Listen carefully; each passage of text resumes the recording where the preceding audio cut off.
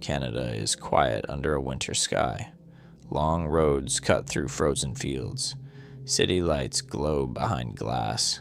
Somewhere above a dark lake, a cold highway, or a silent neighborhood, someone looks up and sees something they cannot immediately name. In 2025, the Canadian UFO Survey recorded 1,052 UFO reports from across the country. Every province, every territory. One report about every 8 hours. Most of them were not extraordinary after review. Many were lights, aircraft, planets, satellites, drones, balloons, or reports too thin to carry much weight. But not all of them went away. About 3.42% were still classified as unexplained after analysis, a small number, but not an empty one. Tonight, we are going to walk through Canada's 2025 UFO year. Carefully, the numbers, the strongest reports, the aviation files, the strange highway cases, and then the deeper question I'm raised by the Sky Canada project, because the most unsettling part may not be one object in the sky. It may be the fact that Canada still has no single public system where these reports can clearly land. So, get comfortable. Find a good position, let the day fall away, and settle in. If you enjoy these quiet case files, remember to like and subscribe so you do not miss the strange stories still to come.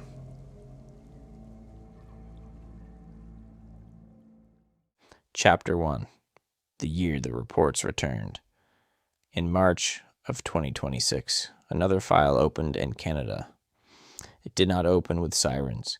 It did not open with a warning from the sky or a statement that changed the world overnight. It opened the quieter way these things usually do. A report was published, numbers were added, and cases were sorted. Witnesses were counted.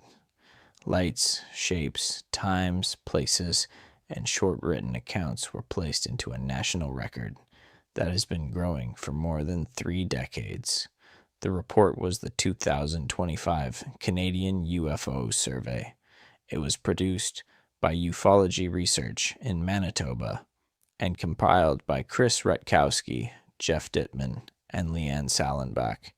For anyone who has followed Canadian UFO history, Rutkowski's name carries a certain weight, not because he turns every strange light into a spacecraft, not because he treats every witness account as proof of something beyond Earth, but because, year after year, he has done something much slower. He has kept the files.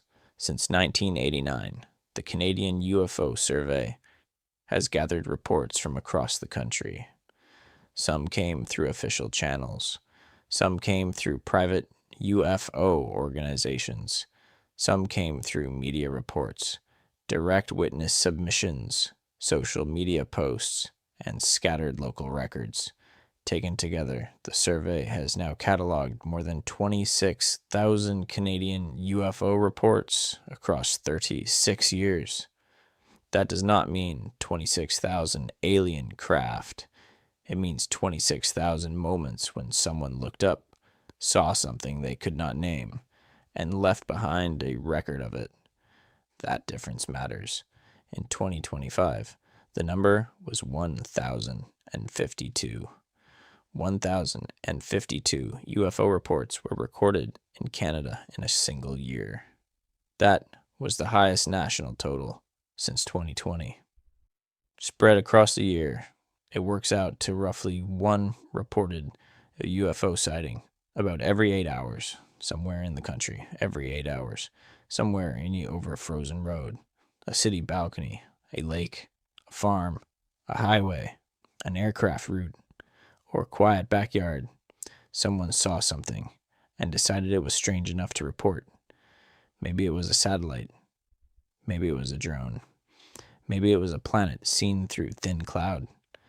Maybe it was a distant aircraft turning in just the right light.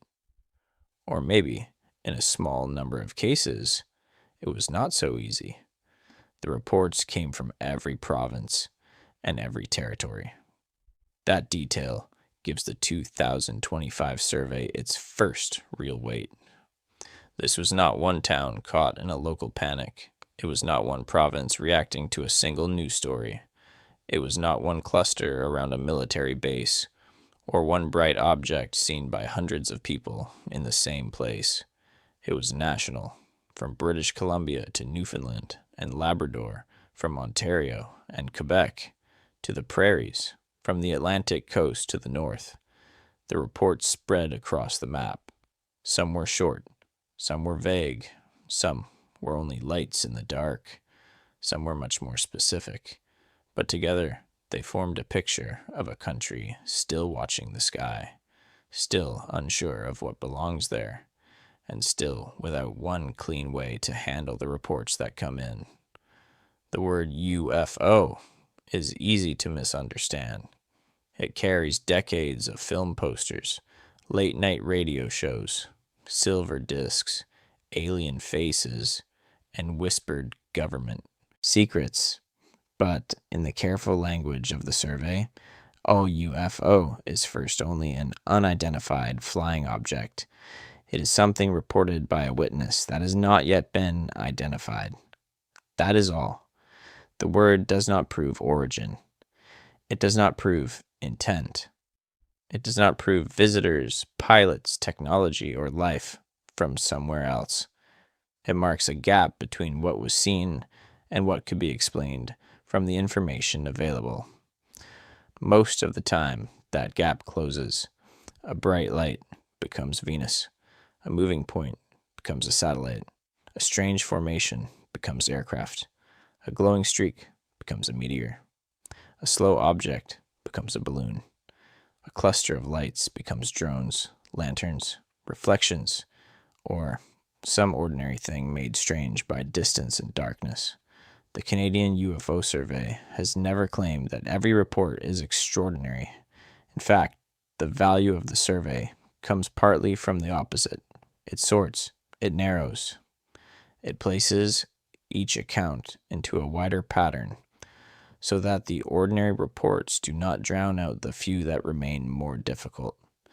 In 2025, after review, about 3.42% of the reports were classified as unexplained. That is a small number, but it is not nothing. A figure like 3.42% can feel almost too small to hold a mystery. Out of 1,052 reports, most were explainable, probably explainable, or too weak in detail to carry much weight. But the unexplained category is where the story begins to deepen. Not because unexplained means alien. It does not. Not because a percentage can answer a question this old. It cannot.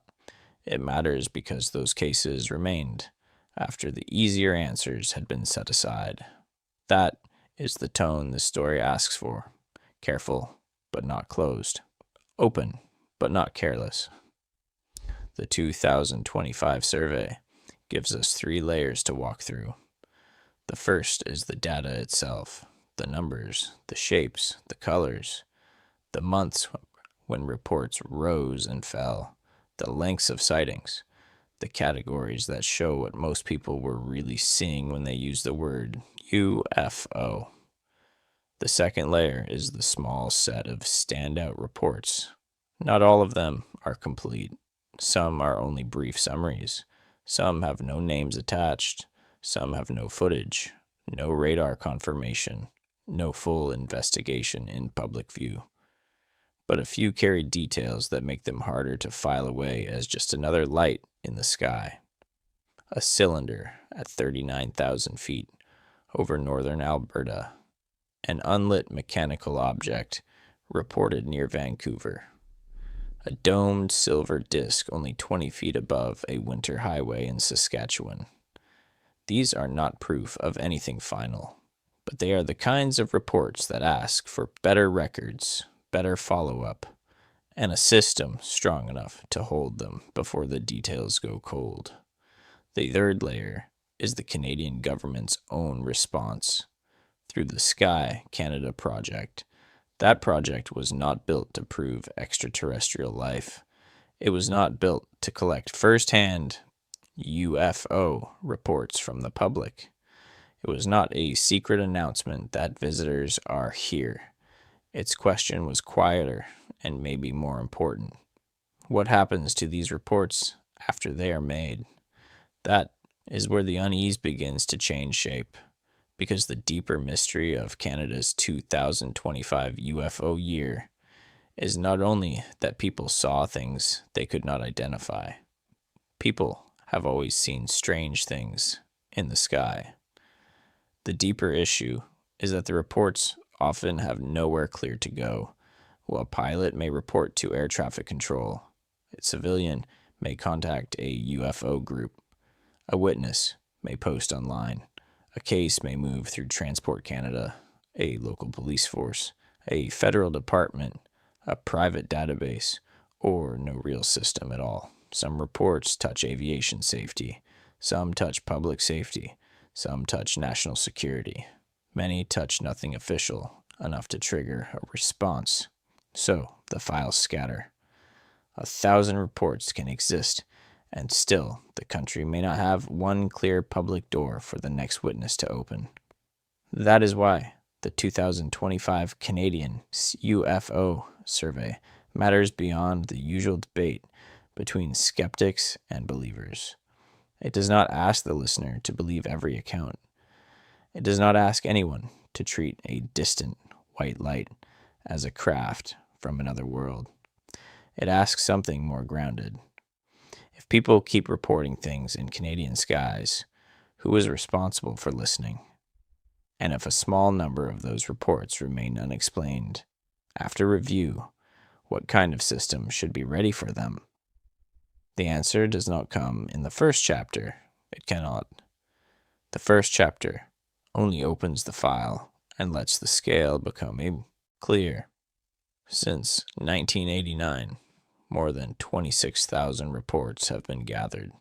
In 2025 alone, 1,052 were recorded.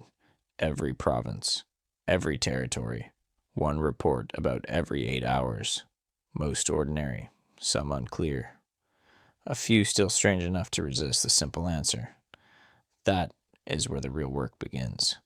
Not with the loudest claim, with the pattern inside the data. Chapter 2. The pattern inside the 1,000. 1,000 reports can sound like a wave. It can sound, at first, like a sky full of craft, movement, and impossible machines. But the Canadian UFO Survey does not work that way. It does not take a large number and turn it into a large claim.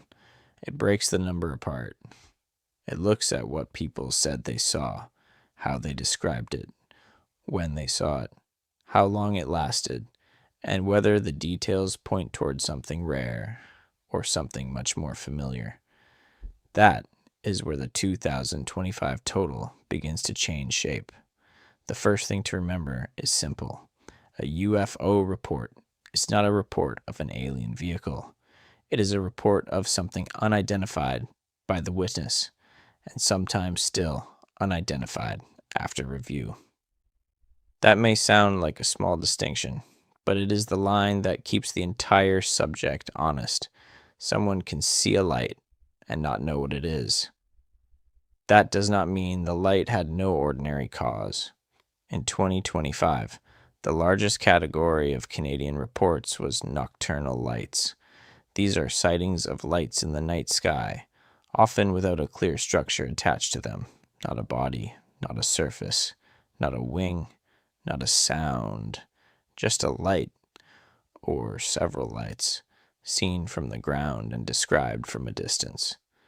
Nocturnal lights made up 50.24% of the 2025 cases, just over half. That one fact changes the feeling of the whole year.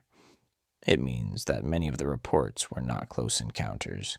They were not landed objects, silver discs above roads, or structured craft moving past aircraft windows. Many were points of light in darkness, where distance, weather, angle, and human perception can play quiet tricks. A star can look strange when seen through thin cloud. A planet can seem to hover in place for a long time. A satellite can move with a silence that feels deliberate if the witness is not expecting it. An aircraft can look like one bright object when it is far away, turning or flying toward the viewer. A drone can be hard to judge at night, especially when its lights are small and its body is lost in the dark. This is not a dismissal. It is a filter. The Canadian UFO Survey becomes more useful when it shows how much of the sky can look unknown before it is understood. The ordinary explanations do not weaken the file. They make the file sharper. They clear away what can be cleared away, so the smaller number of difficult reports can be seen more clearly. The colors reported in 2025 also tell a quiet story. White was the most common color, appearing in 48% of reports. That fits many ordinary sky objects: stars, planets, aircraft lights, reflections, bright objects seen at a distance. White is not strange by itself. It is the color a witness often reaches for when an object is bright, distant, and hard to place. Multicolored reports came next, at 16%. Those can feel more eerie to the witness because changing color makes an object seem active. But color change can also come from atmosphere, movement, blinking, aircraft lights, camera effects, or a bright object seen low through thick air. A star near the horizon can shimmer in several colors, especially when the air is unstable. Orange appeared in 9% of reports. Red appeared in 7%. Those colors carry their own history in UFO accounts. Orange lights over fields, red lights over roads, a warm glow moving slowly across a dark sky. But again, color alone cannot solve the sighting. A lantern, a flare, an aircraft light, a drone, a planet low in the sky, or a distant fire-colored reflection can all enter the witness's mind as something unknown. The shape data narrows the picture further. The most common shape in 2025 was still a point source of light at 52%. That means the witness did not see a body clearly enough to describe it. They saw a dot, a glow, a single source, a light in the sky. That kind of report can be sincere and still hard to use. Without a visible structure, investigators have less to work with. A point can be many things. A point can be almost anything. Spheres were reported in 11% of cases. Irregular objects made up 13%. Triangles were 5%. Cigar shapes were also 5%. Disc shapes, the classic form most people still connect to old UFO stories, were reported 52 times, about 5% of the total. That number is worth holding carefully. 52 disc reports in 1 year is not nothing. It shows that the old image has not vanished from witness accounts. People still describe discs. They still describe saucer-like forms, round shapes, and objects that seem more structured than a distant light. But it also means the classic flying saucer was not the main story of Canada's 2025 data. Most of the year was not made of silver discs. Most of it was lights. This is where the subject becomes more grounded, and in some ways, more unsettling, because the real story is not a simple battle between believers and skeptics. It is not one side saying every light is a craft, and the other side saying every witness is wrong. The real story is quieter. People saw things. Most of those things probably had ordinary explanations. Some reports did not have enough detail to judge. A few were strange enough and clear enough to remain in the file. That is why a large survey matters. It gives the cases background. It lets the listener understand what is common before hearing what is rare. A domed object over a highway means more when you already know most reports were only lights. A cylinder at high altitude means more when you already know most shapes were not structured at all.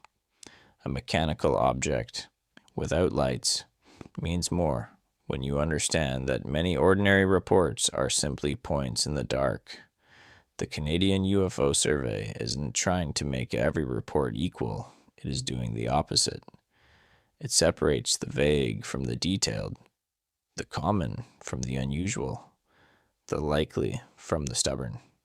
Skeptics can look at these numbers and see the usual sky: lights, aircraft, satellites, planets, stars, drones, balloons, and humans' error.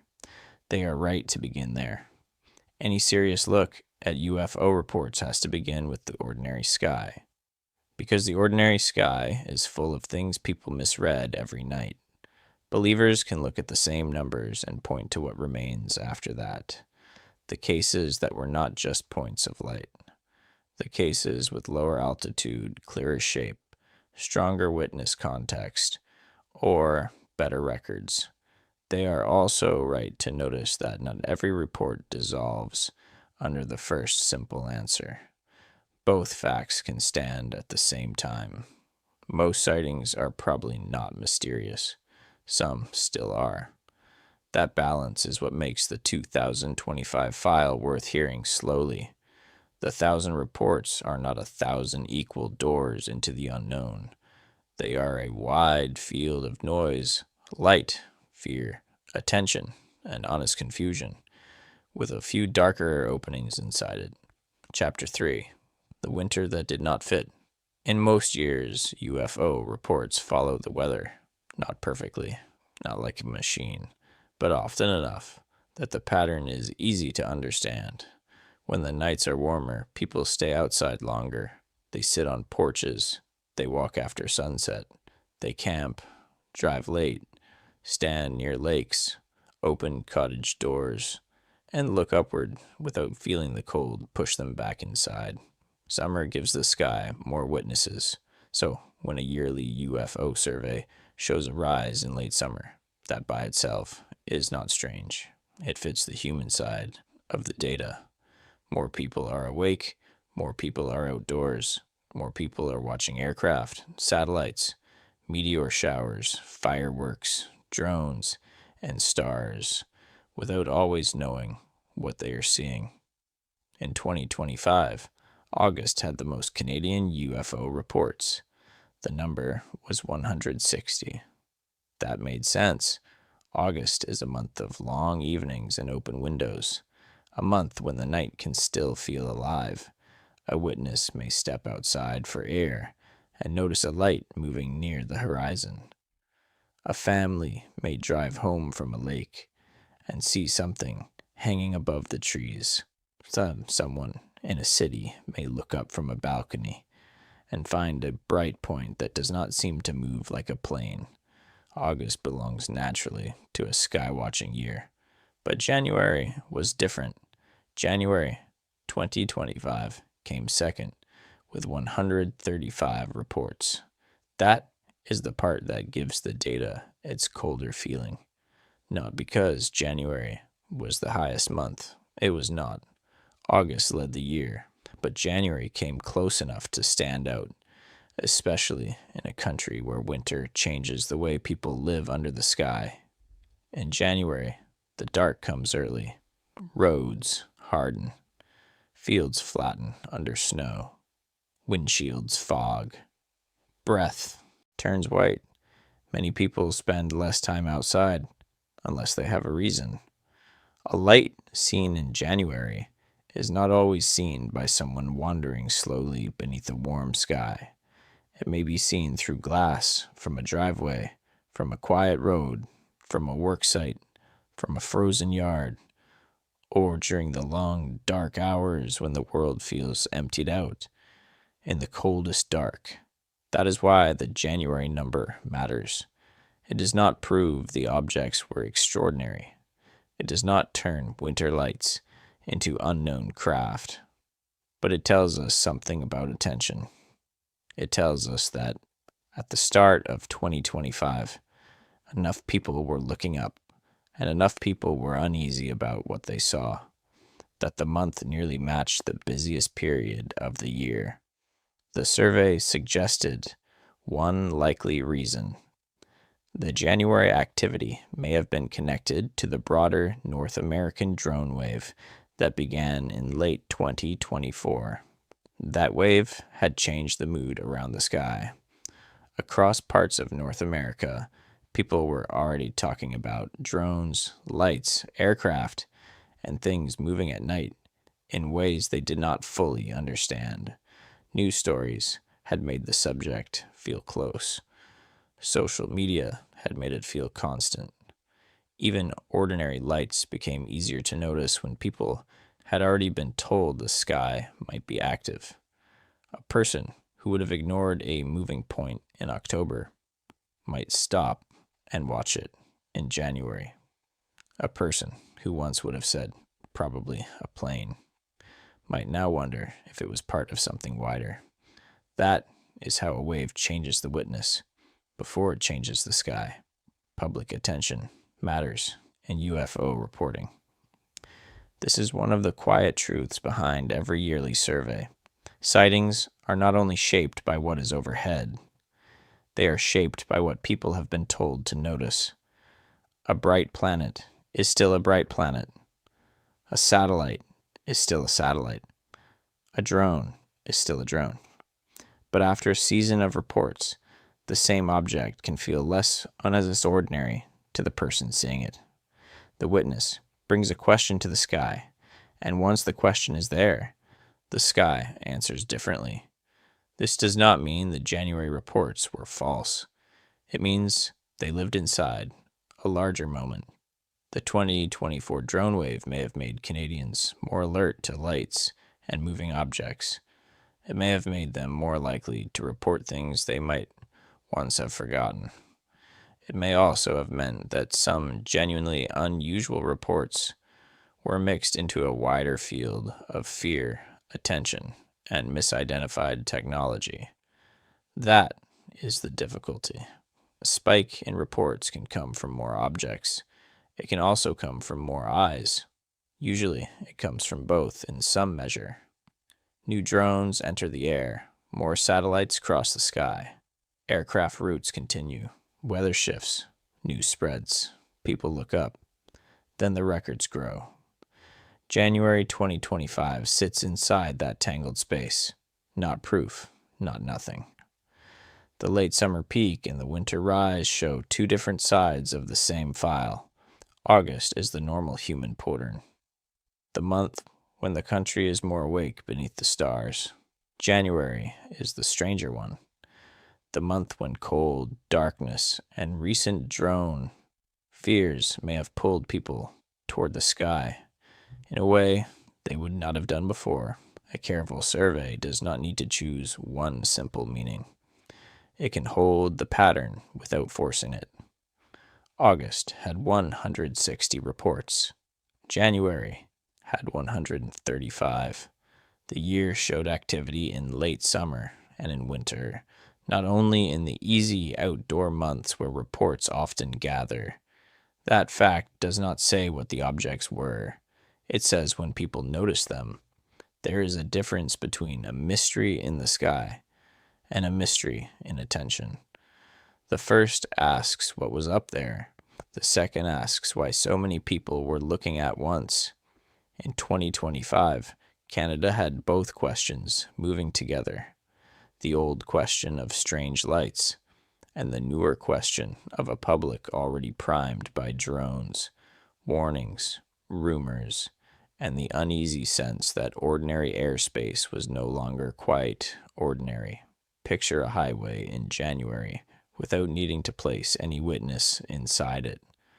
Snow pushed to the shoulder, a dark tree line, a low winter sky, a single light moving above the horizon. May be common, maybe not.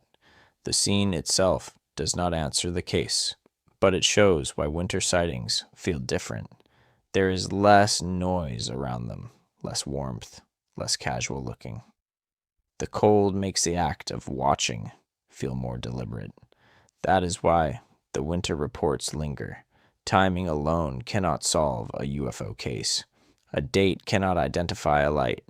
A month cannot prove a craft. But timing can show when a country begins looking up together, and what kind of fear or attention may have been waiting before the first report was even made. Chapter 4, 19 Minutes Under the Sky. Duration is one of the quietest clues in any UFO report. It does not feel as dramatic as shape. It does not catch the mind the way a silver disk, a black triangle, or a glowing sphere does. It is not as cinematic as a light racing across the sky, or an object dropping silently behind a line of trees. But time matters. A sighting that lasts 2 seconds belongs to one family of explanations. A sighting that lasts 5 minutes belongs to another. A sighting that lasts an hour, hardly moving at all, belongs somewhere else again. The length of the event does not solve it by itself, but it begins to narrow the world around it. In the 2025 Canadian UFO Survey, the average sighting duration was 19 minutes. 19 minutes. That number sits between two very different years.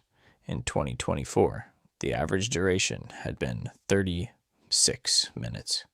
In 2023, it had been 16 minutes. So the 2025 average was lower than the year before, but still slightly above the year before that. It was not an extreme number. It was not a record-breaking number. It was a middle number, which is often where the real work begins, because 19 minutes is long enough for a witness to keep looking. It is long enough to wonder, long enough to call someone else outside, long enough to take out a phone, search for a flight path, check the sky again, doubt yourself, then keep watching. It is long enough for fear to settle into the body, but also long enough for ordinary explanations to begin entering the scene. A meteor does not last 19 minutes.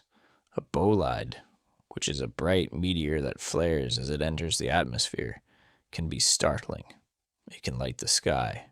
It can seem huge, but it is brief.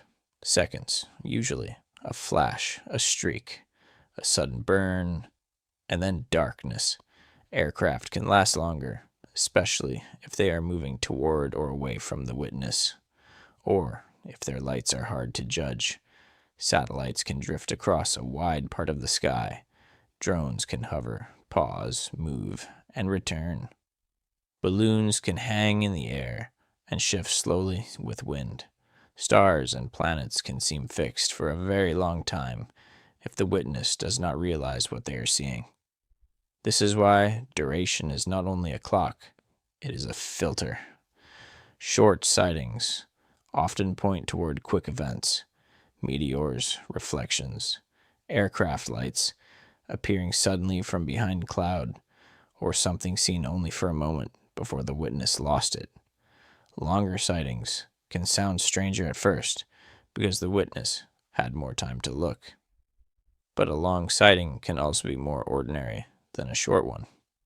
That is the paradox. If a light remains in the same part of the sky for an hour or more, that can feel deeply strange to the person watching it. It may seem deliberate, as if it is holding position. It may seem too steady, too patient, too silent. But the survey notes that long-duration sightings of an hour or more are often probably astronomical objects moving slowly with Earth's rotation. A planet does not rush. A star does not hurry from the ground, especially late at night or before dawn. A bright object can appear to stay in place while the world turns beneath it. Over time, it shifts, but the shift is slow enough that a tired witness may not read it as a movement at all. The object seems to hover, when in truth it is the witness, the earth, and the sky moving together in a way that is too large to feel. That is especially true between midnight and 6 a.m. Those early morning hours belong to a different kind of witness. The world is quiet. Traffic thins. Aircraft noise falls away in many places. Windows are dark. The mind is not always sharp. A person may be awake for work, worry, insomnia, or some small sound that pulled them from sleep. They look out and see one bright object holding above a roofline, a field, or a row of trees. In that stillness, the ordinary sky can feel almost personal. It can feel as if it is waiting. The Canadian UFO Survey's point is not that tired witnesses are unreliable. It is more careful than that. The point is that time, sky position, and human attention all matter. A sighting that lasts 90 minutes at 3 a.m. may be less mysterious than a structured object seen for 40 seconds at low altitude. A light that barely moves may be a planet.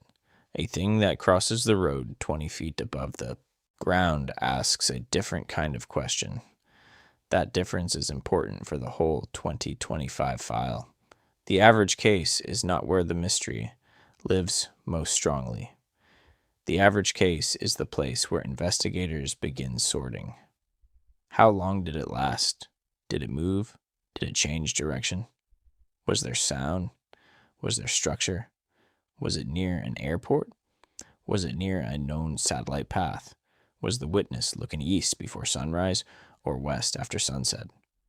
Was the light low on the horizon, where atmosphere can bend and color it? None of these questions is glamorous. All of them matter. A careful UFO file is built from small acts of subtraction. Remove the meteor. Remove the aircraft. Remove the satellite. Remove the planet. Remove the drone if the motion and height fit.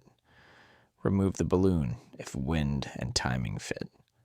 Remove what can be removed without mocking the witness or shrinking the experience into nothing.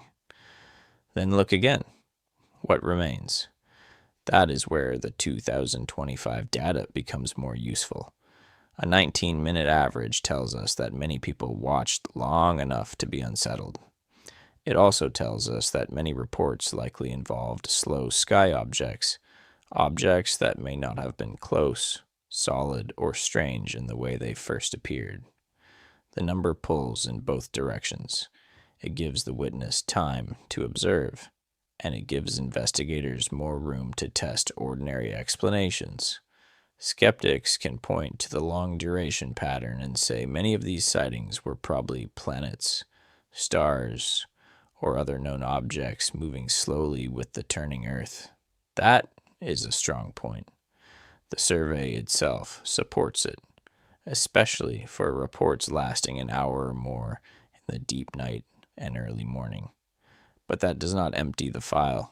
It sharpens it. If long stationary lights can often be explained, then the cases that do not behave that way deserve closer attention. Reports with clear structure. Reports with low altitude.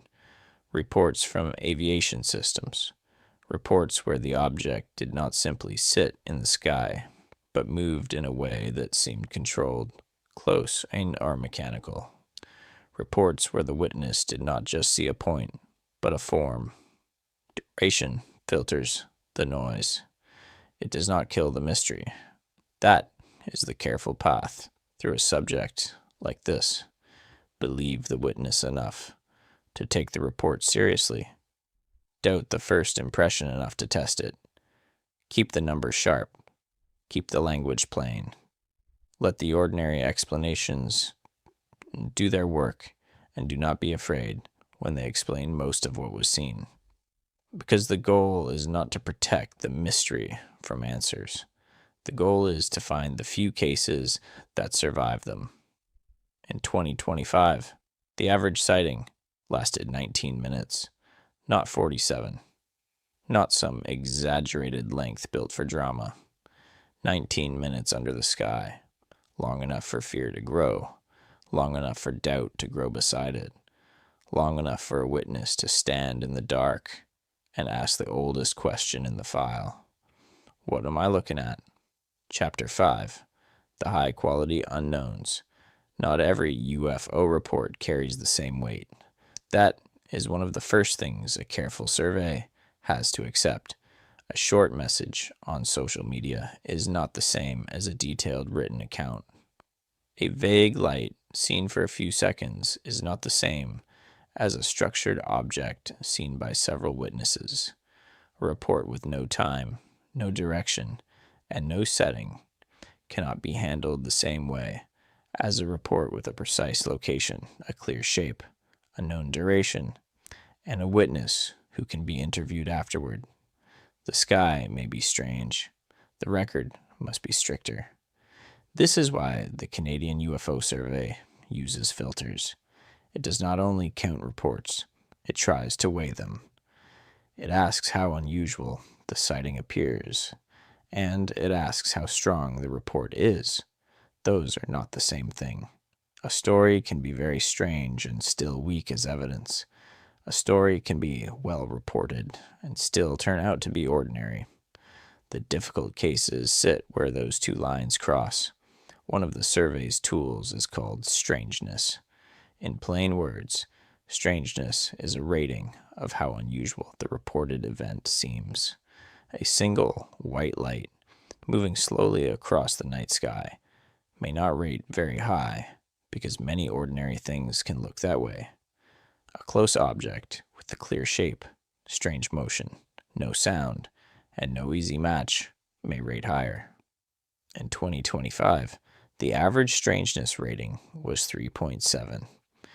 In 2024, it had been 4.4. That change matters because it suggests that the average 2025 report seemed less unusual than the average report from the year before. The year had more reports than several recent years, but more reports did not mean more deeply strange reports.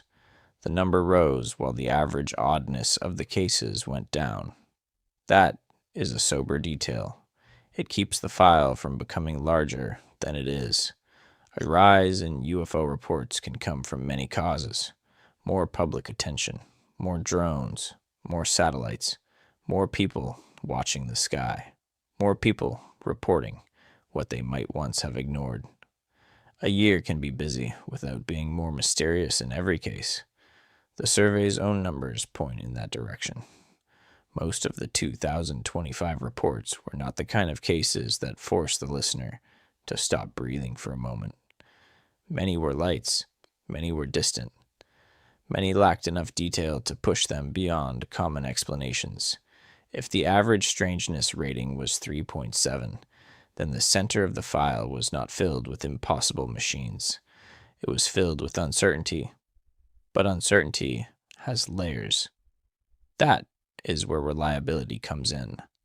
Reliability does not ask only what the witness claimed to see. It asks how much support the report carries. Were there interviews? Were there multiple witnesses? Was there photo or video evidence? Was there a detailed report form?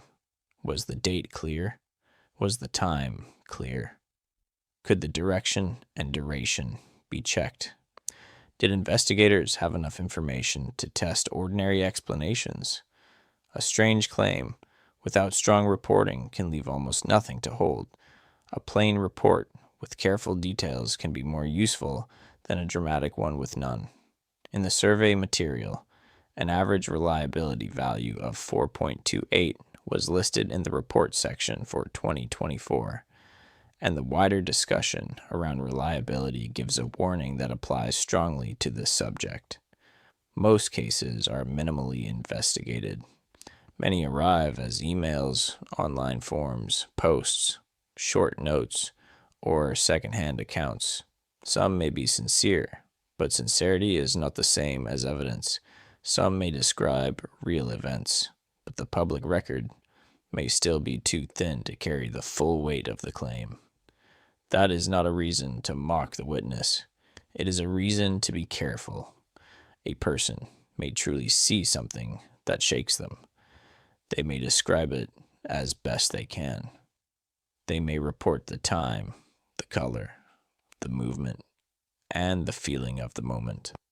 But if no one follows up quickly, if no one checks flight paths, weather, satellite passes, drone activity, camera data, or other witnesses, then the case begins to fade almost as soon as it is made. The sighting may stay vivid in the witness's mind. The file stays weak. This is one of the central problems in UFO research. The most moving account is not always the strongest case. The most frightening detail is not always the most useful detail. The cases that matter most are the ones where the strangeness is high enough to raise the question, and the reliability is strong enough to keep that question alive. High-quality unknowns. That phrase is the heart of this chapter. A high-quality unknown is not simply a story that sounds strange. It is a case where the report is unusual enough to resist easy sorting and documented well enough that it cannot be dismissed in the first few minutes. It may still have an explanation. It may still become ordinary later. But for now, after the first round of review, it remains open. This is where skeptics and believers often talk past each other. Skeptics are right to say that unexplained does not mean alien. It does not mean secret technology. It does not mean a craft came from somewhere beyond Earth.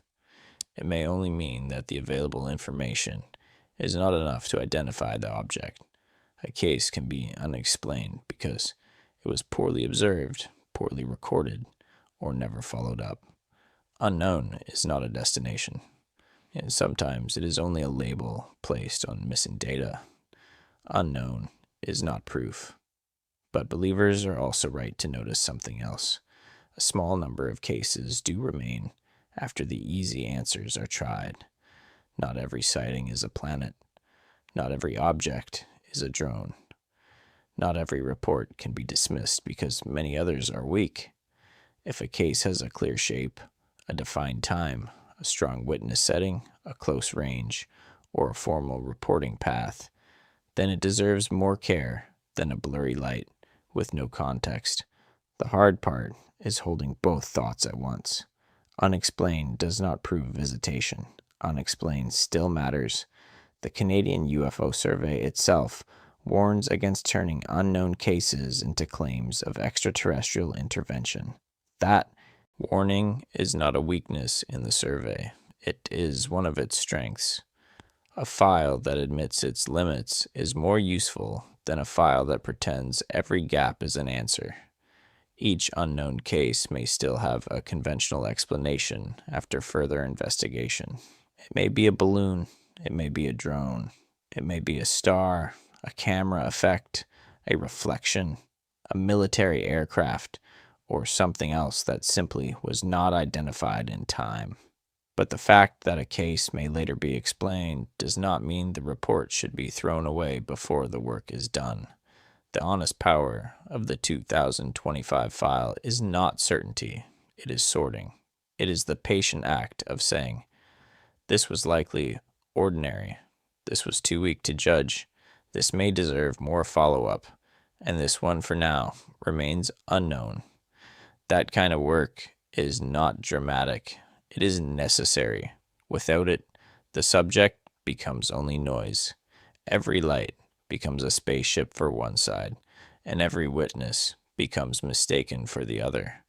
The middle disappears, and the middle is where the real file lives. In that middle are the cases with higher strangeness and higher reliability, the cases that do not speak loudly enough to prove anything, but do speak clearly enough to stay on the page, the cases that leave behind a shape, a height, a time, a source, a location, and a reason to look again. That is where the next part of the story begins, because some of the strongest 2025 reports did not come only from people standing in yards or driving empty roads. Some entered a more formal system, a system built not for belief, but for safety, a system where unknown objects matter because aircraft move through the same sky. Chapter 6, The aviation file. The sky changes when the witness is in a cockpit. On the ground, a sighting may begin in a backyard, on a road, beside a lake, or outside a quiet house. The witness looks up, sees a light or a shape, and tries to place it against memory. A plane, a drone, a star, a satellite, something known as something not yet known. But in the aviation file, the setting is different. The sky is no longer only a view. It is a working space. It is measured, watched, divided, and controlled. Aircraft move through it at set altitudes. Pilots speak to controllers. Flight paths are tracked. Weather matters. Traffic matters. Anything unknown in that space can become more than a strange sight. It can become a safety concern. That is why aviation reports carry a different kind of weight in the 2025 Canadian UFO Survey. They do not prove more than civilian reports by themselves. A pilot can still misread an object. An aircrew can still see a balloon, a drone, a meteor, a reflection, or another aircraft in a strange angle of light. Training does not make a person immune to error, but training does matter. Pilots are used to watching the sky. They are used to distance, speed, lights, weather, altitude, and aircraft behavior. They have a reason to notice what does not fit. And when an object appears near controlled airspace, it does not have to be alien to be important. It only has to be unrecognized. Canada has a formal place where some of those reports can go. It is called the Civil Aviation Daily Occurrence Reporting System, or CADARS, and it is maintained by Transport Canada. In plain terms, CADARS is a record of aviation events. It collects reports involving Canadian registered aircraft, Canadian airports, Canadian sovereign airspace, and international airspace where Canada has accepted responsibility. It is not a UFO archive in the old popular sense. It is not a room full of flying saucer files. It is a safety record. A safety file, not a belief system. When something happens in Canadian aviation that may matter to safety, it can become part of that system. That includes incidents involving aircraft, airports, air traffic, weather hazards, lasers, balloons, rockets, and other unusual events. If a pilot sees something that cannot be identified and reports it through the aviation chain, the sighting may enter CADARS as part of an occurrence record. The path can be simple in outline, even if the system behind it is large. A pilot or crew may report an unusual sighting to air traffic control, a flight service station, or another air traffic unit. NAV Canada, the private non-profit company that runs Canada's Civil Air Navigation Service, may then send an aviation occurrence report to Transport Canada's CADARS team. From there, the event can be entered into the record.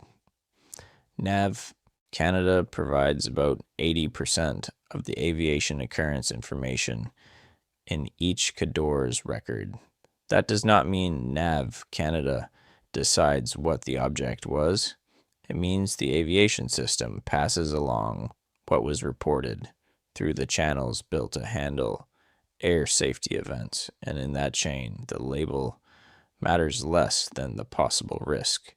Transport Canada is careful about this point. A UFO label in CADORS should not be read as a claim of extraterrestrial origin.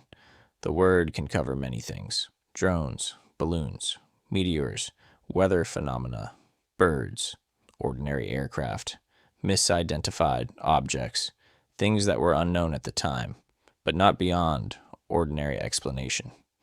That caution is necessary. Without it, every aviation occurrence with the word UFO would become a headline it cannot support.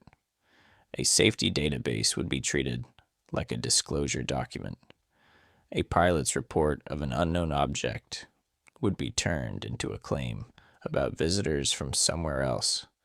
That is not what KDORS is for.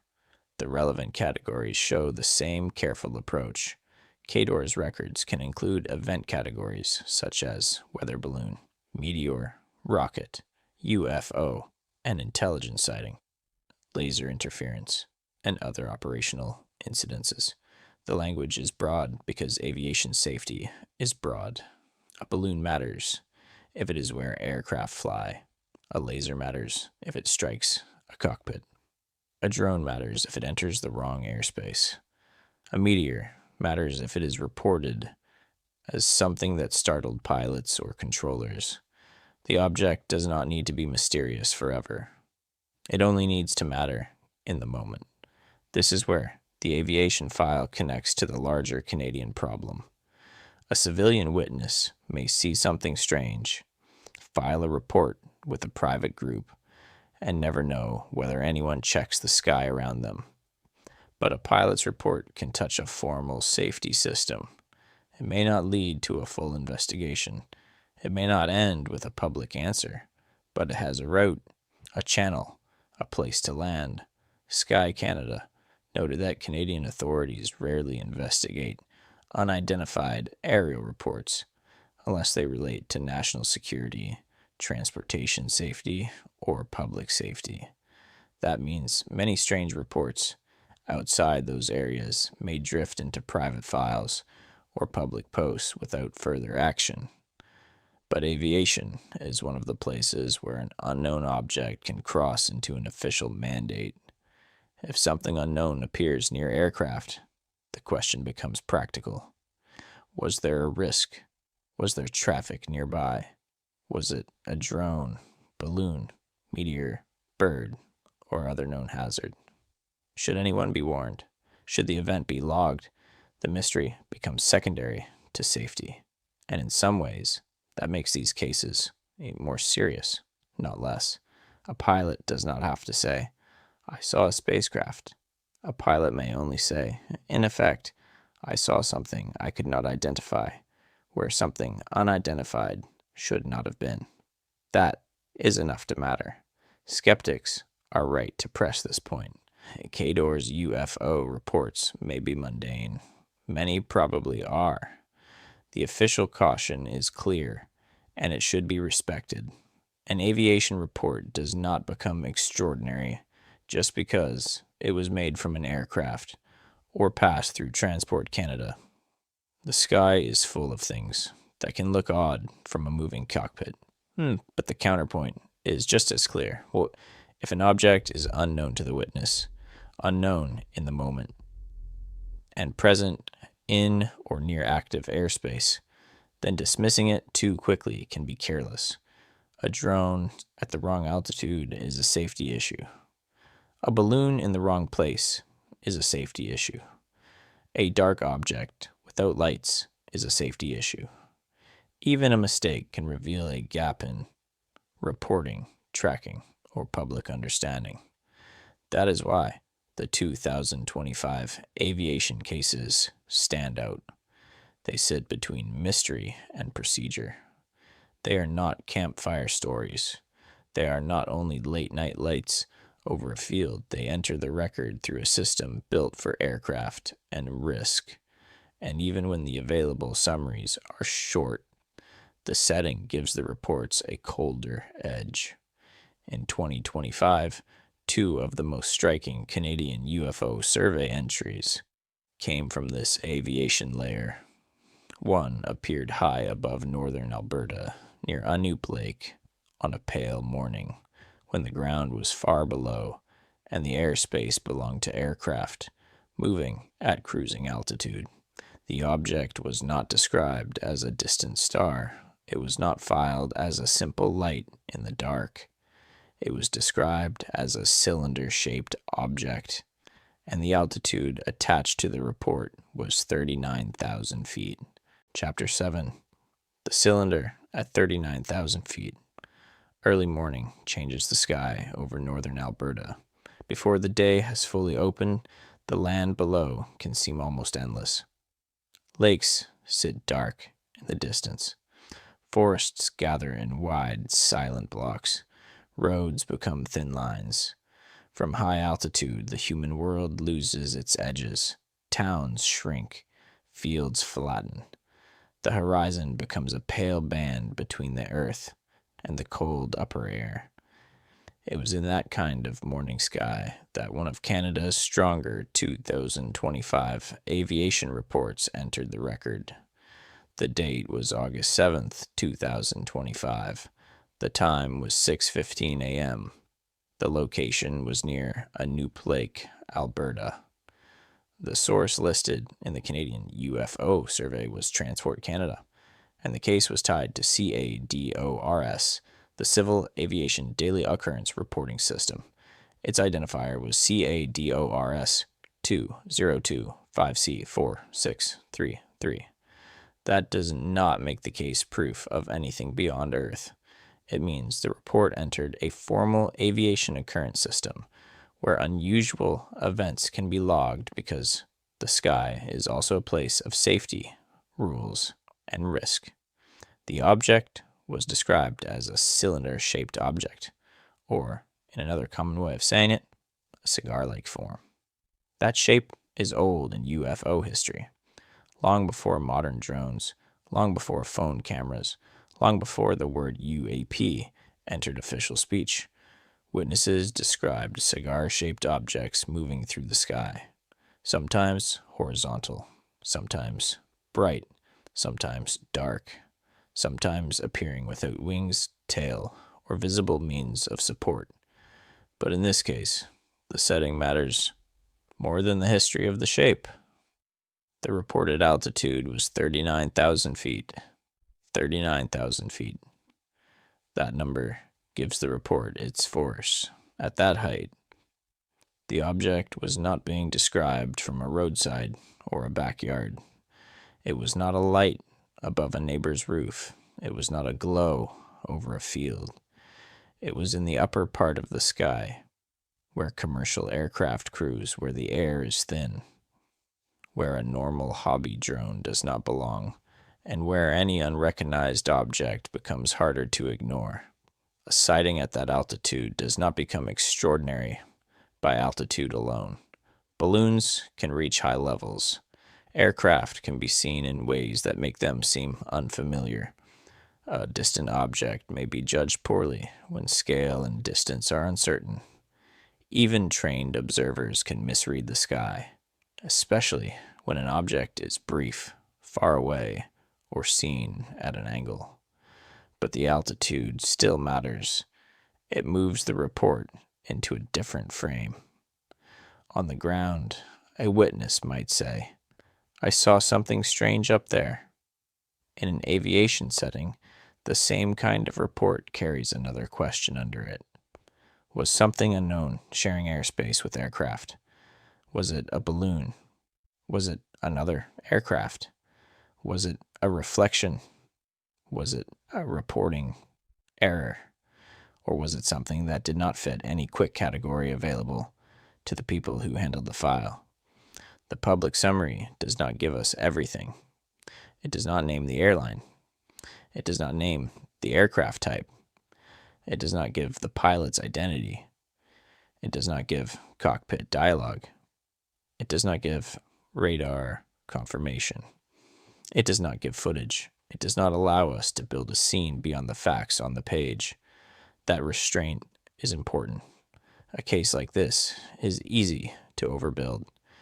It would be easy to imagine a tense cockpit, a startled crew, radio calls, alarms, other aircraft, controllers watching screens, and a silver object passing silently at the edge of the windscreen. But those details are not in the available summary. They do not belong in the file unless the record gives them. So we stay with what is there. A report near Unlit Lake, a time of 6:15 a.m., a cylinder-shaped object, a reported altitude of 39,000 feet, a CADORS identifier, one witness, no footage, and the Canadian UFO Survey table rated the case with a strangeness rating of 6 and a reliability rating of 7. Those numbers placed it among the stronger reports of the year, not because it solved itself, but because it had enough unusual detail and enough reporting weight to stand apart from the larger field of distant lights. This is where the case becomes more interesting than a simple headline. A cylinder at high altitude could still be a balloon. Balloons come in forms that do not look familiar to people watching from moving aircraft. Some can be long, some can reflect sunlight, some can appear almost motionless, relative to the aircraft or the ground, depending on wind, distance, and perspective. A distant aircraft is also possible in many aviation sightings. Seen from the wrong angle, wings can disappear into glare. The body can become a line. A plane at another altitude can look stranger than it is, especially if there is little visual context around it. Reporting uncertainty also matters. We do not know exactly how long the object was observed. We do not know the viewing angle. We do not know how large it appeared. We do not know whether any other crew member saw it. We do not know whether air traffic control had any matching return, or whether the sighting was only visual. Those unknowns do not make the case stronger. They make the case unfinished. But the report still remained in the higher quality unexplained group. That means, at least within the survey's handling of the available data, it was not simply folded into a common light category or dismissed as too weak to mention. The shape, the source, the altitude, and the formal reporting path gave it enough weight to stay visible. That is often how the best UFO cases work. They do not arrive with all the evidence a listener would want. They arrive with one or two strong details and a long silence around them. The silence is not proof. It may be only missing data, but sometimes that is exactly what makes the case linger. Not because it answers the question, but because it refuses to give enough away. The Unlit report is not the story of a dramatic encounter. It is a short file, a cold entry, a line in an aviation system that says something was seen where the sky is supposed to be controlled and understood. And in a year when most Canadian UFO reports were points of light, that is what separates it. It was not only a glow in the night, it was described as a shape. It was not only a civilian impression. It came through Transport Canada. It was not only a low object with no sense of scale. It was tied to an altitude that belongs to aircraft, not backyard guesswork. 39,000 feet. The number keeps pulling the mind back upward. Skeptics can look at the Unlit report and say the likely answers still sit on the table. Balloon, distant aircraft, visual uncertainty, a brief sighting that could not be followed up enough to identify. Those are fair possibilities, and a careful telling has to leave them in place. Believers can look at the same file and point to the parts that do not fall away so easily. A cylinder-shaped object, a formal aviation source, a strong reliability rating, a high altitude setting, where the object, whatever it was, had no simple public explanation attached to it. Both readings remain possible because the case is not complete enough to close. That is the truth of it. The Unlit cylinder does not prove that something impossible crossed Alberta's morning sky, but it does show why aviation reports matter. They turn the UFO question away from belief and toward record keeping. They ask what was seen, where it was seen, who reported it, and whether the system had enough information to answer. In this case, the answer did not fully arrive. The object was not filmed. It was not named in the public summary. It did not become a famous case. It did not break into the wider culture. It simply entered the record. sat among the stronger 2025 reports, and left behind the image of a cylinder at cruising altitude over northern Alberta. One report, one witness, one morning sky. And then the file moves on. If you are still with us, take a quiet breath here. We are about halfway through Canada's 2025 UFO files, and the story has already moved from national numbers to aviation reports high above Alberta. If you are enjoying this slow walk through the cases, remember to like and subscribe so you do not miss the strange reports still to come here on Close Encounters. And if you have ever seen something in the sky you could not explain, you can leave your own thoughts below. Chapter 8. The Mechanical Object Near Vancouver. Vancouver airspace does not feel empty, even before any single report enters the file. The setting itself carries weight. The city sits between ocean and mountains, with islands, water, towers, weather, and aircraft all sharing the same narrow world. A clear day can turn hazy near the coast. A distant object can be framed against cloud, sea glare, glass, or mountain shadow. Aircraft approach and depart. Helicopters move across the city. Float planes work near the water. Drones, birds, balloons, reflections, and ordinary air traffic all belong somewhere in the picture. It is a complicated sky, and that is what makes an unrecognized object there matter. On August 10th, 2025, at 11:46 a.m., a report from Vancouver, British Columbia, entered the Canadian UFO Survey through Transport Canada. Like the Anup Lake case, it was tied to the aviation reporting layer. The CADE ORS identifier was 2025P2399. That number is not dramatic. It is only a file marker. But file markers matter when the subject is this easy to distort. They hold the report in place. They remind us that this was not only a rumor moving through social media, or a story told years later with no way to locate it. The case entered a formal aviation occurrence record, where unusual sightings are logged because unknown objects can matter in controlled airspace. The object was listed in the survey table as irregular in shape. But the key phrase is stronger than that. The report described an unrecognizable flying object of mechanical nature without lights. That wording has a cold feeling to it. Not because it proves anything final. It does not.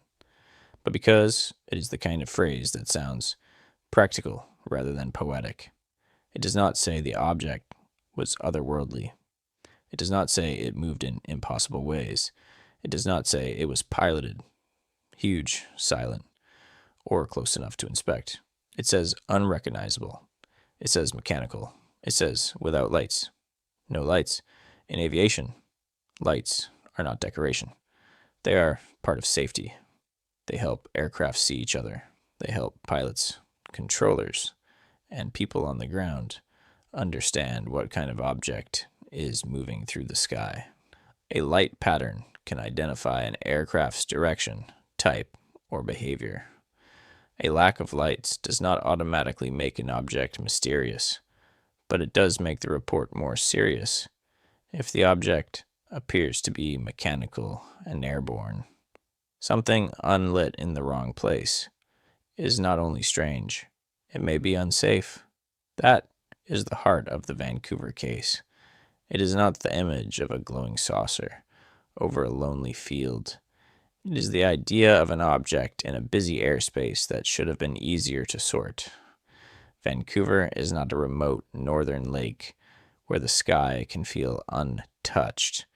It is a layered place, watched and used every day.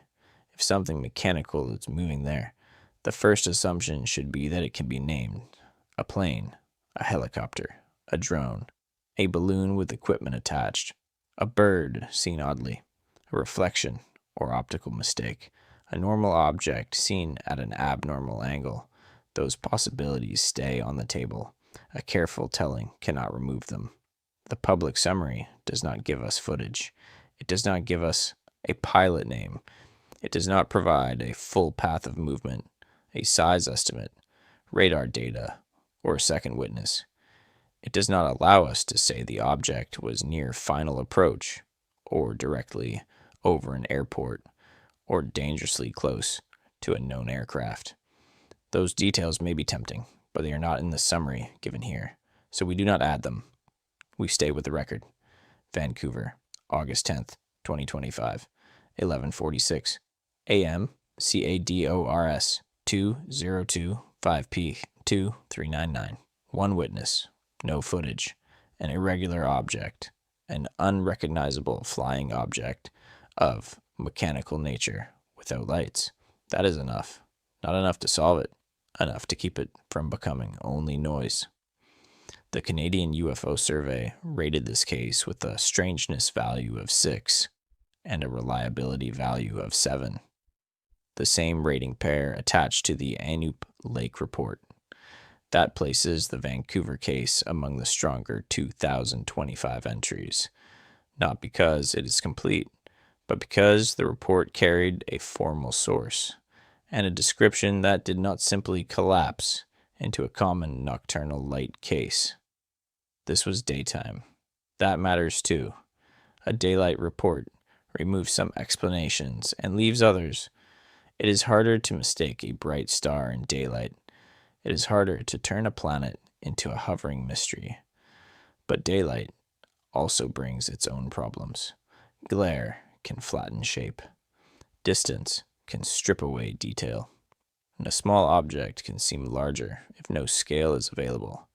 A drone can look strange if the body is seen, but the rotors are not. A balloon can look mechanical if it has an attached payload or an unusual surface. A bird can become irregular if seen only briefly. Daylight does not guarantee clarity. It only changes the kind of uncertainty.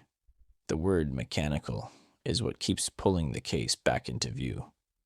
It suggests the witness did not think they were seeing a simple light, cloud, bird, or flare. They saw something that appeared made, something with a physical quality, something that belonged closer to machine than weather. But words like mechanical are still witness words. They describe an impression. They do not prove construction. They do not give material speed, size, or origin. They tell us how the object seemed to the person who saw it.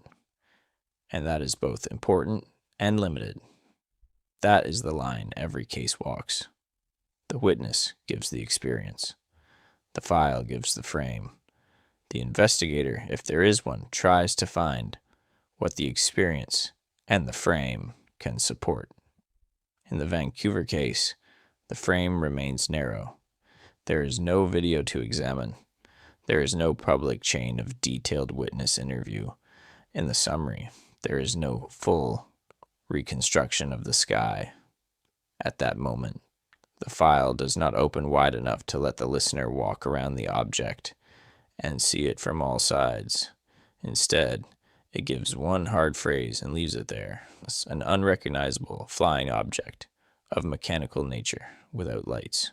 Skeptics can offer several grounded answers. A drone is possible. A balloon is possible. A misidentified object is possible. A piece of ordinary air traffic seen at an unusual angle is possible. Even in complex airspace, not everything that looks strange is rare. Sometimes a witness catches an object for only a moment, and the mind fills in more certainty than the record can hold. But the counterpoint is just as plain. The report was still logged through Transport Canada.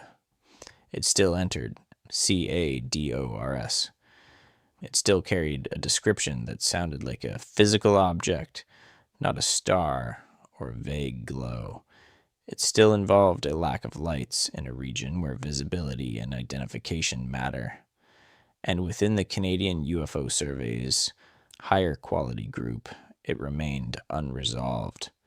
That does not mean impossible. It means unclosed. The Vancouver report is less lonely than the Antiplate case. It does not sit over a remote northern landscape at cruising altitude. It belongs near a city in one of Canada's most visually complex aviation environments. That makes it easier to imagine ordinary explanations, but it also makes the safety question sharper. In a busy sky, an object without lights has less room to be ignored. If it was a drone, it mattered. If it was a balloon, it mattered. If it was a misidentified aircraft, that still says something about how hard the sky can be to read. And if it was something else, the file does not give us enough to say what. That is the quiet frustration of these reports. They come close enough to feel important, then stop before they become complete. A phrase survives, a time survives, a place survives, a rating survives. But the object itself vanishes into the same space that holds so many of these cases, too strange to ignore, too thin to finish. The Vancouver case leaves behind a daylight image instead of a dark one, not a glowing point over a winter field, not a stationary light watched through a bedroom window, something irregular, something mechanical in appearance, something unlit in a place where the sky is not supposed to be careless. And then the file moves on. Chapter 9. The silver disc over the highway. A winter road can make a sighting feel closer. In the sky, an object may stay distant enough to become only a question. A point of light, a shape at altitude, a thing moving where scale is hard to judge. But on a road, distance changes. The world narrows. The land falls away into dark fields. The headlights hold a small tunnel ahead, and anything low over the pavement feels less like something observed. It feels like something encountered. That is the feeling around the Hafford case. The report came from Hafford, Saskatchewan on December 9th, 2025 at 10:30 p.m.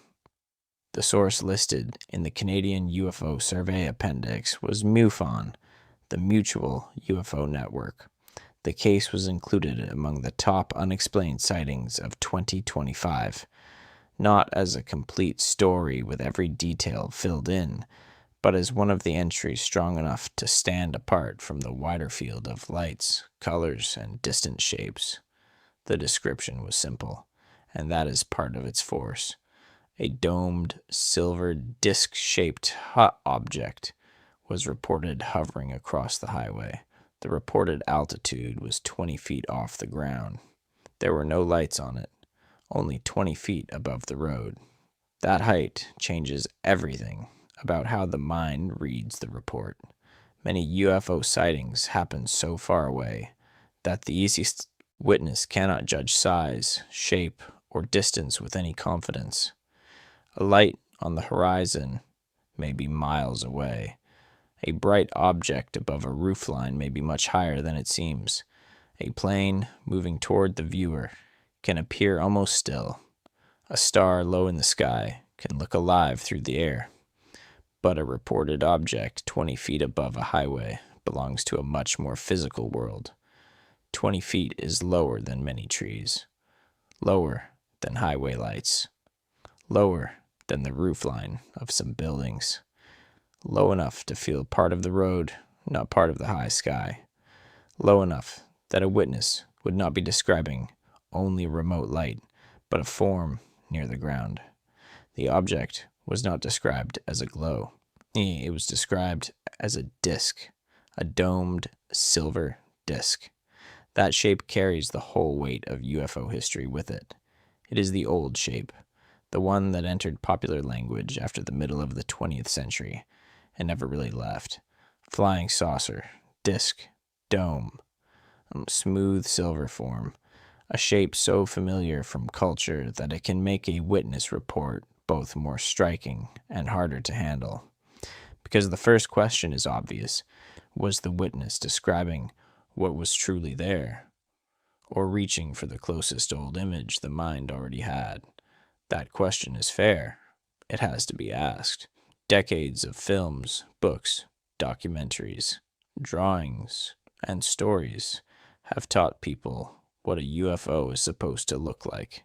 When someone sees something odd in the dark, memory can shape language. A drone might be described strangely. A sign, structure, farm equipment, distant building, reflection, or a roadside object might be misread in the moment. A brief glimpse can become a formed image before the witness has time to test it. Skeptics can point to that. They should.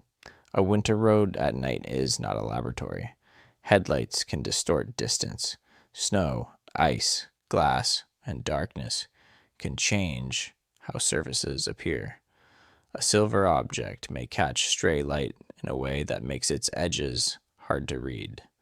A roadside structure may seem to hover if the witness sees it from the wrong angle. A drone, if close enough, might look larger or stranger than it is. Perception can fail quickly when the scene is dark and unexpected, but the counterpoint is just as clear. This was not a common nocturnal light report. It was not a white dot high in the sky. It was not a slow planet watched from a window. The summary described a structured object low over a highway with a shape and surface that the witness saw clearly enough to call domed, silver, and disc-shaped. That is why it sits differently in the file. The Hafford report also has a strange kind of silence around it. The available summary gives the time, the place, the source, the shape, the low altitude, and the lack of lights. It does not give the witness's name. It does not tell us the vehicle type. It does not say whether the witness stopped, slowed down, or kept driving. It does not describe missing time. It does not mention physical effects. It does not bring in police, other drivers, military personnel, or a later investigation made public in detail. Those details are not there, so they cannot be added. That restraint may make the story feel less dramatic, but it also makes it more honest. The report is not an abduction story. It is not a chase. It is not a scene of engines dying, radios failing, or a craft racing over the road. It is a short, hard-to-miss image left in the 2025 appendix. A winter highway, a domed silver disc, no lights. The lack of lights matters here in a different way than it did in Vancouver. Near a city, an unlit mechanical object raises aviation questions. Over a rural road, the absence of lights gives the object a colder, more private quality.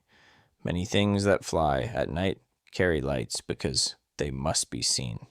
Aircraft, drones, and vehicles all use light as part of identification and safety. An object low over a highway without lights feels less like traffic and more like intrusion. Still, no lights does not mean impossible. A roadside object would not need aviation lights. A drone could have lights turned off or hidden from the witness's angle. A reflection could seem like a silver form while producing no light of its own. A misread structure could appear suspended if the background was dark enough. The file does not give enough detail to remove those ideas, but it also does not give enough detail to close the case around them. That is the problem. The Hafford report is exactly the kind of case that shows why better follow-up matters. If an investigator could speak to the witness quickly, visit the location, measure the sightline, check for road signs, farm structures, power lines, drone activity, weather, other traffic, and any nearby cameras, the report might become clearer. It might become ordinary. It might become stronger.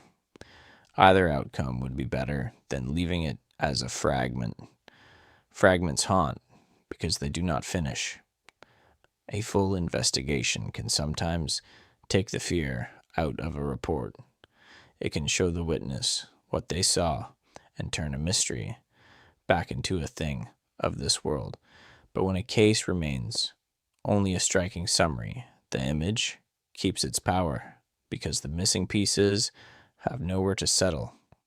That is what happens here.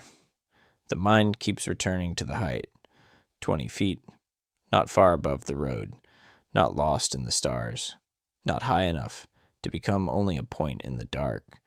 The object, as reported, was close to the human scale. It crossed the line between sky mystery and roadside encounter. It entered the same space where a person drives, waits, reacts, and later tries to explain what happened. If the report is mistaken, it is a powerful mistake. If the report is accurate, it is one of the more unsettling Canadian entries of the year. There is no need to force the answer. The honest place to leave it is where the file leaves it. In Saskatchewan, near Hafford, late at night, on December 9th, 2025, a domed silver disc-shaped object was reported hovering across the highway at 20 feet off the ground with no lights on it. The witness was not named in the public summary. No larger story is provided. No final explanation is attached. It simply remains. And in some ways, that is why the case stands out from the numbers that began this video. The statistics told us that most reports were lights, most were distant, many were probably ordinary. The Hafford entry is different because it does not ask the listener to imagine a faint point overhead.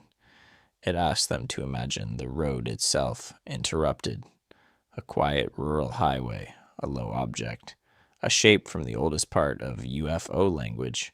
Then the file moves on. Chapter 10, The Other Strange Entries. The Canadian UFO Survey Appendix gives these cases a careful name. Higher Quality UAP and UFO Reports in 2025. That title does not mean the cases are proven. It does not mean they are complete. It does not mean every detail is known, or that every ordinary explanation has been ruled out forever. It means they were placed in a smaller group because they carried stronger ratings than the average report. In this appendix, the cases were coded as unexplained, with strangeness higher than 6 and reliability higher than 6. That makes them worth slowing down for, but only carefully. These are not full investigations, laid open with long witness interviews, maps, photographs, and final reports. Many are short public summaries. They give a time, a place, a shape, a few details, and a source. They do not give enough to build a whole scene around each one. So the right way to hear them is as fragments, brief entries, small windows, a set of strange moments that show what can survive inside the record when the larger file has already filtered out so much of the ordinary sky. The first is Huntsville, Ontario, on January 7th, 2025, at 1:30 a.m. The source was listed as media. The reported object was a black rectangle. The summary described it as a massive object, the size of a bus hovering over a highway. A highway again. That setting has already appeared in the Hafford case, and it appears here in a different form. A road at night is a place of movement, headlights, glass, dark trees, and quick judgment. A witness may only have seconds to understand what they are seeing. A shape above the road can seem close, solid, and wrong before the machine has time to test it. The Huntsville description is striking because it is not a light. It is not a bright point. It is not a sphere or a glow. It is a blacker rectangle, and it is described as massive, the size of a bus. That phrase is plain, almost too plain. It does not sound like technical language. It sounds like a witness reaching for the nearest human-scale object that could hold the size and place. A bus is not exact, but it gives the listener a body, a weight, a sense of bulk. Still, the summary leaves many questions. How far away was it? How long was it seen? Was it over the highway or beyond it? Did it move? Were there lights nearby? Was there fog, snow, reflection, or roadside structure? The file, as given, does not answer those questions. It only leaves the shape in the air, a black rectangle over a highway. Then the record moves north and west. On January 20th, 2025, at 8:07 p.m. near Watson Lake in Yukon, another report entered the appendix through the National UFO Reporting Center, known as NUFORC. The summary is one of the strangest in the group. It described missing time after a sphere with feathers approached a car. A sphere with feathers. Even by UFO standards, that phrase is difficult to hold. It does not fit the usual language of lights, discs, triangles, cylinders, or orbs. It sounds almost biological, but we should not make it into a creature. It sounds almost like an object with texture, but we should not invent a surface. It comes with missing time, but we should not turn it into an abduction story without source details that support that. So the phrase remains almost alone. A sphere with feathers approached a car. Missing time followed. That is all the summary allows, and yet that is enough to make the case linger. Missing time is one of the most loaded ideas in close encounter history. It often appears in stories where a witness loses track of minutes or hours, sometimes after seeing a light, object, or being. But in a short appendix entry, it has to stay small. There is no room here for dramatic reconstruction. No examination room, no beings, no hypnosis, no recovered memory. Only a car, a strange phrase, and a gap. That may frustrate a believer who wants the full story. It may frustrate a skeptic who wants enough data to dismiss it. But the file does not give either side what they want. It gives only the fragment, and the fragment stays strange. 2 days later, the appendix moves back to Ontario, St. Mary's, Ontario, January 22nd, 2025, at 2:02 a.m. The source was again the National UFO Reporting Center. The report described blinding, both white and red lights on an object the size of an F-150 pickup truck overhead. This one returns us to light, but not the ordinary distant kind. The detail that matters is scale. The object was described as being the size of a pickup truck and overhead. That does not mean the estimate was exact. Size in the sky is hard to judge, especially at night. But the witness didn't describe a point. They described something large enough to compare with a vehicle, and close enough to feel above them, rather than far away. White and red lights are not rare in aviation. Aircraft use lights. Drones use lights. Towers use lights. Many ordinary objects can show red and white. The word blinding, though, it changes the tone. It suggests the light was not only seen, but felt. Too bright, too close, too much. A bright object overhead at 2:02 a.m. can press itself into memory. But again, the file stops early. It does not give a flight path. It does not give a duration. It does not say whether the object made sound. It does not say whether anyone else saw it. The report remains suspended between a possible ordinary source and a witness description that placed it close enough to unsettle. Then spring brings another shape. Sudbury, Ontario, April 12th, 2025, at 9:15 p.m. This case had 2 witnesses, and the source was NUFORC. The object was described as an orange diamond. According to the summary, it shone light on buildings, went higher, and became an orb. That movement gives the report a stronger story shape than some of the others. First a diamond, then light cast on buildings, then an upward movement, then a change into an orb. It is still only a summary, but it contains a sequence, a beginning, a change, an ending. The orange color may point toward ordinary explanations in some cases: lanterns, drones, distant aircraft, atmospheric effects, or reflections can all take on warm tones, but shining light on buildings is a more physical detail. If accurate, it suggests the object was not simply a far-off point in the sky. It was close enough, or bright enough, to affect the scene below. Two witnesses also matter. They do not prove the case, but they reduce the loneliness of the observation. A shared sighting can still be wrong. Two people can misread the same object, but a shared report gives investigators more to compare, if the follow-up happens quickly enough.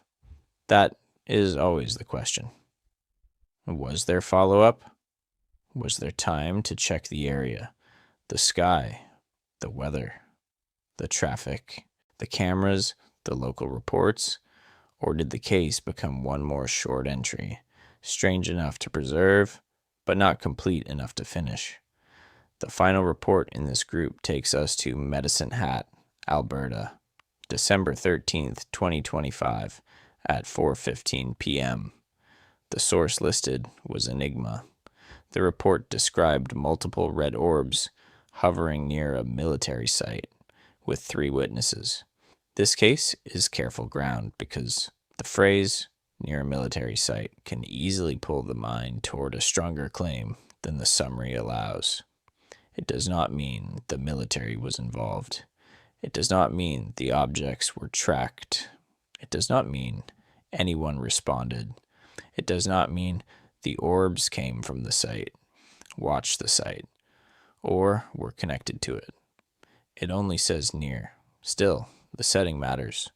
Reports near military areas often draw attention because the airspace may carry different risks, different rules, and different public fears.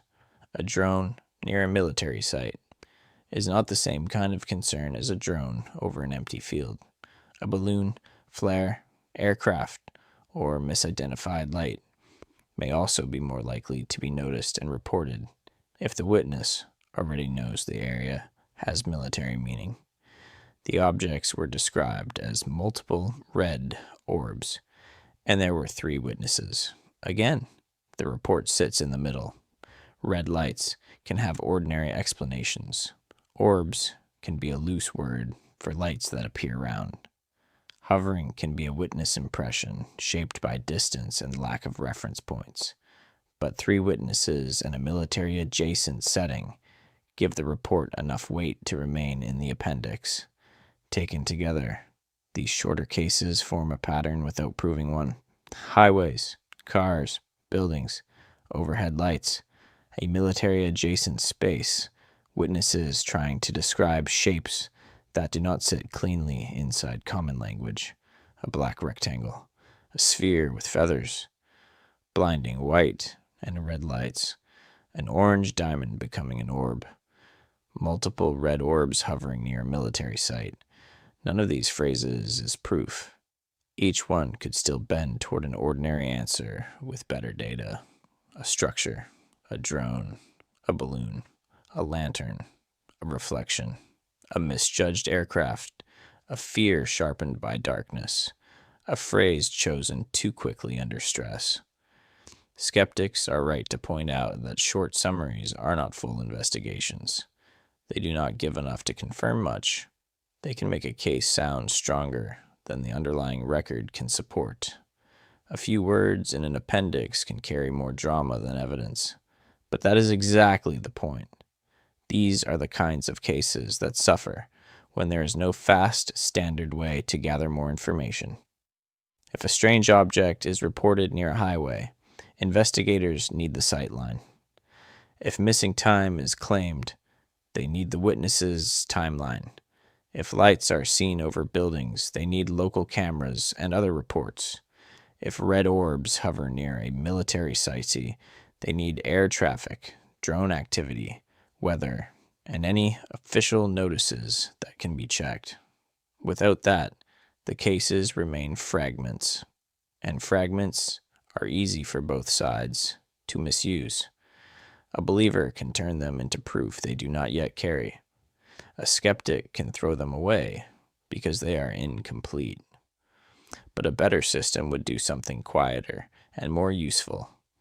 It would catch the report early, gather what could still be gathered, and then let the answer be ordinary, if ordinary is where the evidence leads. That is what the 2025 appendix really shows. Not a hidden invasion, not an empty file. A scattered set of strange reports, each one asking for more than the system may have been ready to give. Chapter 11. The system with no center. After the reports, the story becomes quieter. Not less strange, not less important, but quieter because the focus shifts away from the object and toward the place where the object is supposed to go after someone sees it. A witness looks up. A pilot reports something near airspace. A driver sees a form over a winter road. A person fills out a form, writes an email, calls a local office, posts online, or tells a private organization what happened. Then the sighting leaves the sky. It becomes a file. And in Canada, the question becomes simple. Where does that file belong? This is the point where the Sky Canada project enters the story. It was led by the Office of the Chief Science Advisor of Canada, and its purpose was not to chase rumors or announce a secret conclusion. It was started to review current practices around public reporting of unidentified aerial phenomena in Canada. In plain words, it looked at how reports are handled, where they go, who receives them, and what happens after they are made. That may sound less exciting than a cylinder at 39,000 feet or a silver disc over a highway, but it may be more important. Sky Canada was not created to collect first-hand UFO reports from the public. It was not built as a new witness intake office. It was not designed to prove extraterrestrial life. It was not designed to disprove it. It did not exist to tell Canadians that visitors are here, or that every report is wrong.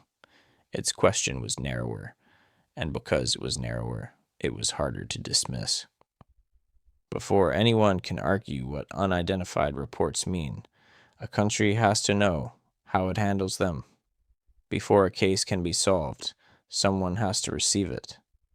Before a pattern can be studied, the reports have to be gathered in a way that lets patterns appear. A scattered file does not only make mystery harder to prove, it also makes ordinary explanations harder to confirm.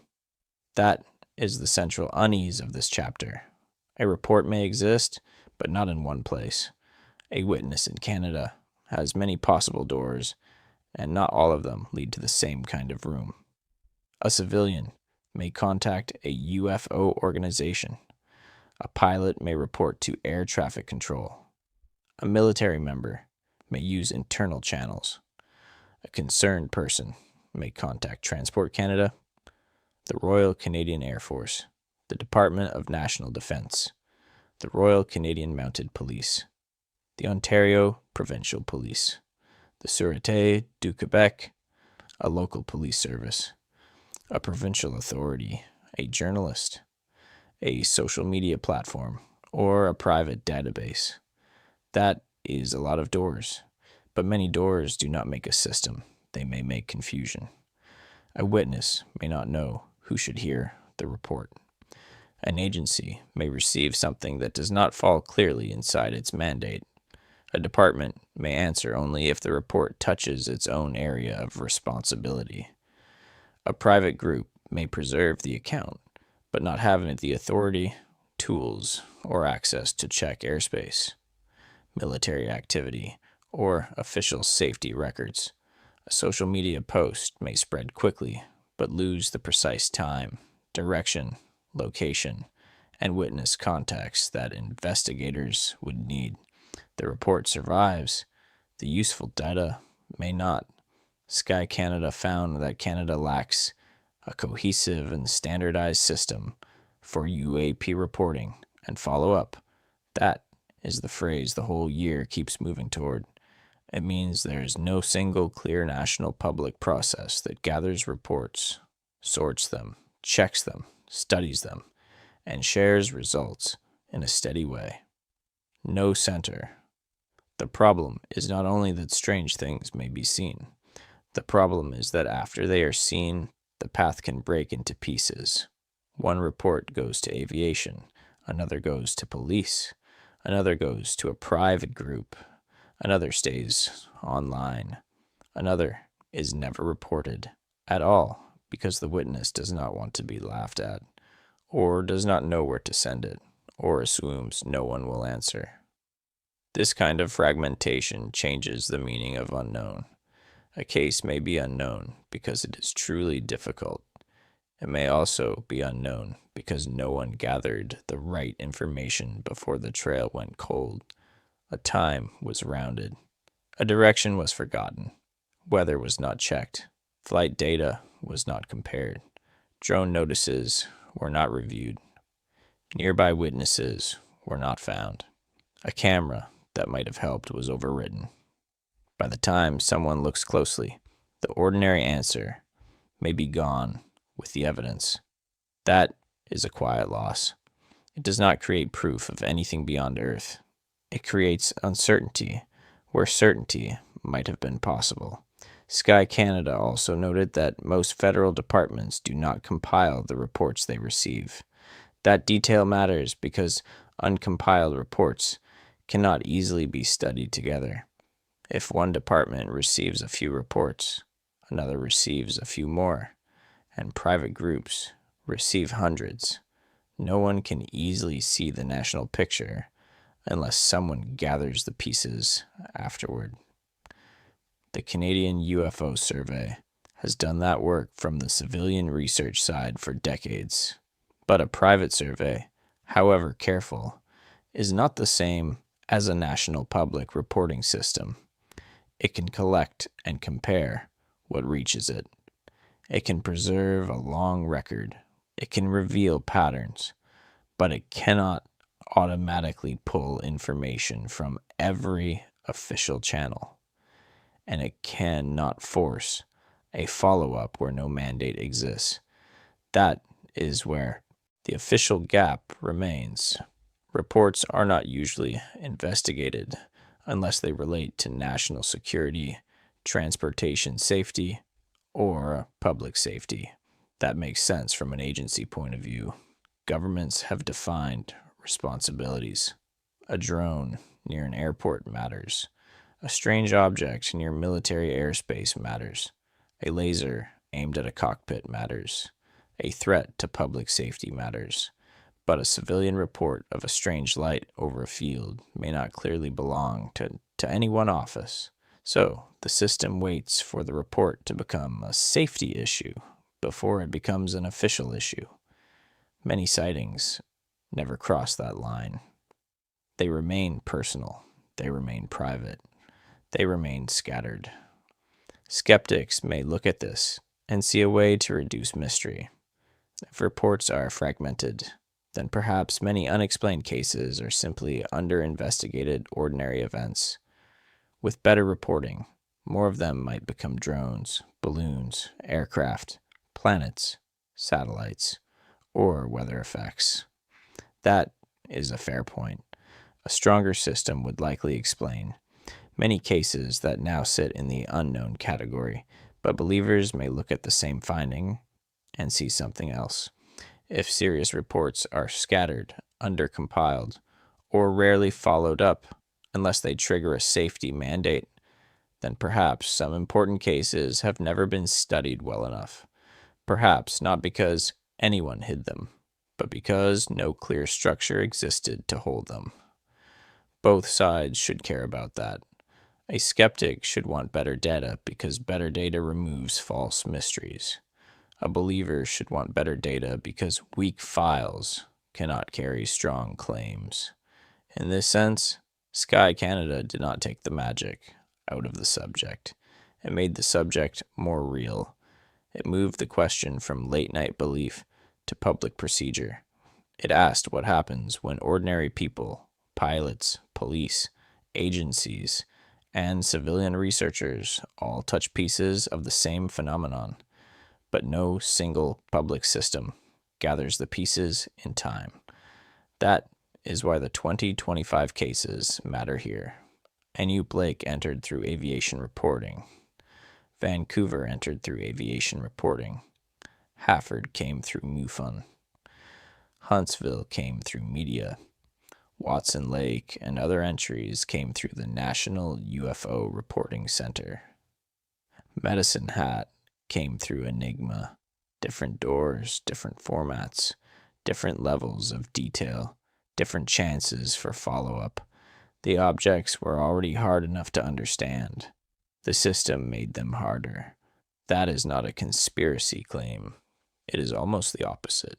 It is the colder idea that mystery can grow, not only from secrecy, but from ordinary gaps, unclear roles, unshared files, no sense standard form, no central public lead, no steady way to tell the witness what was found, or tell researchers what was ruled out. A country can have thousands of reports and still lack a clean national picture. That is the system with no center. Chapter 12. What other countries built? Canada is not alone under this problem. Every country that takes reports from the sky seriously has to face the same first question. Not what the object was, not where it came from, not whether it was a machine, a mistake, a threat, or something stranger. Those questions come later if the report survives long enough. The first question is simpler. Who receives it?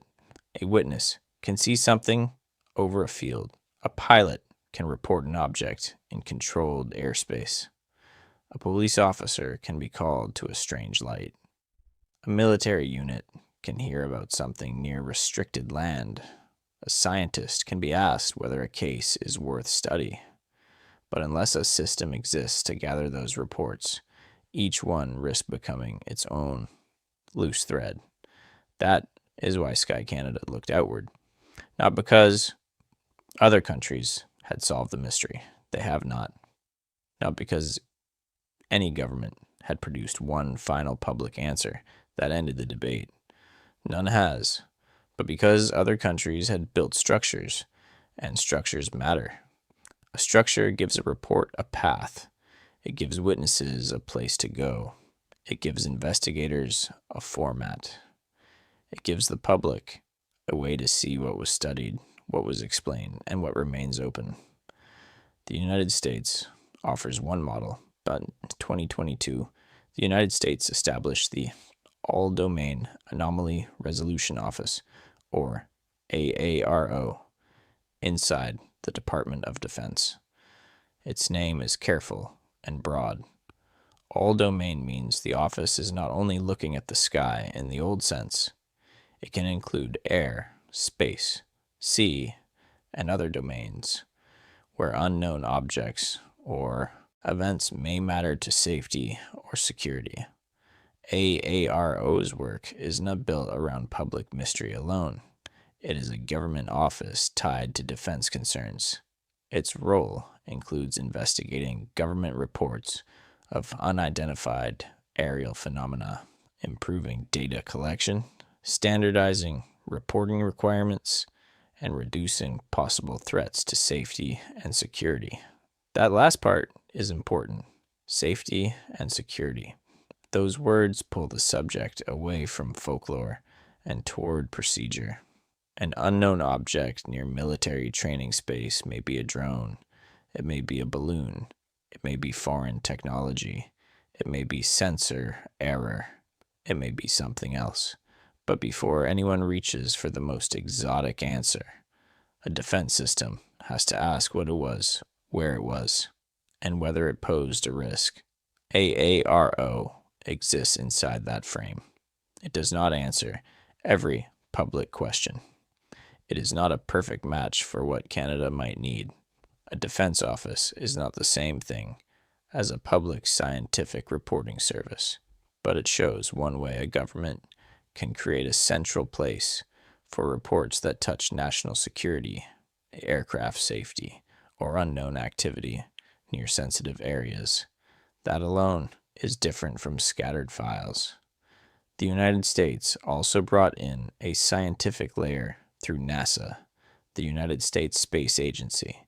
In September 2023, NASA released an independent study on unidentified aerial phenomena and named a director of unidentified anomalous phenomena research. That step did not mean NASA had found alien craft. It meant the subject had become serious enough, at least as a data problem, to be discussed inside a scientific frame. That shift matters because science does not work well with rumor alone. It needs clean data. It needs good instruments. It needs clear definitions. It needs repeatable methods. It needs to know the difference between what a witness felt and what a sensor recorded, between what a camera captured and what a lens might have added, between a rare event and a common object seen from a rare angle. For Canada, the NASA example showed another path. Not only defense, not only aviation safety. A more public scientific conversation built around the quality of the data rather than the loudness of the claim. But the model Sky Canada looked at most naturally, in some ways, may have been France. France has GAIPEN, a public-facing group that operates under the French Space Agency, CNES. It has studied unidentified aerospace phenomena since 1977.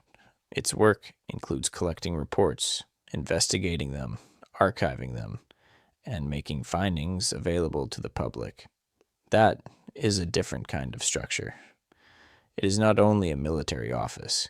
It is not only a safety file. It is a place where cases can be received, sorted, studied, and, when possible, published. For witnesses, that matters because the report does not vanish into silence. For researchers, it matters because the cases become part of an archive.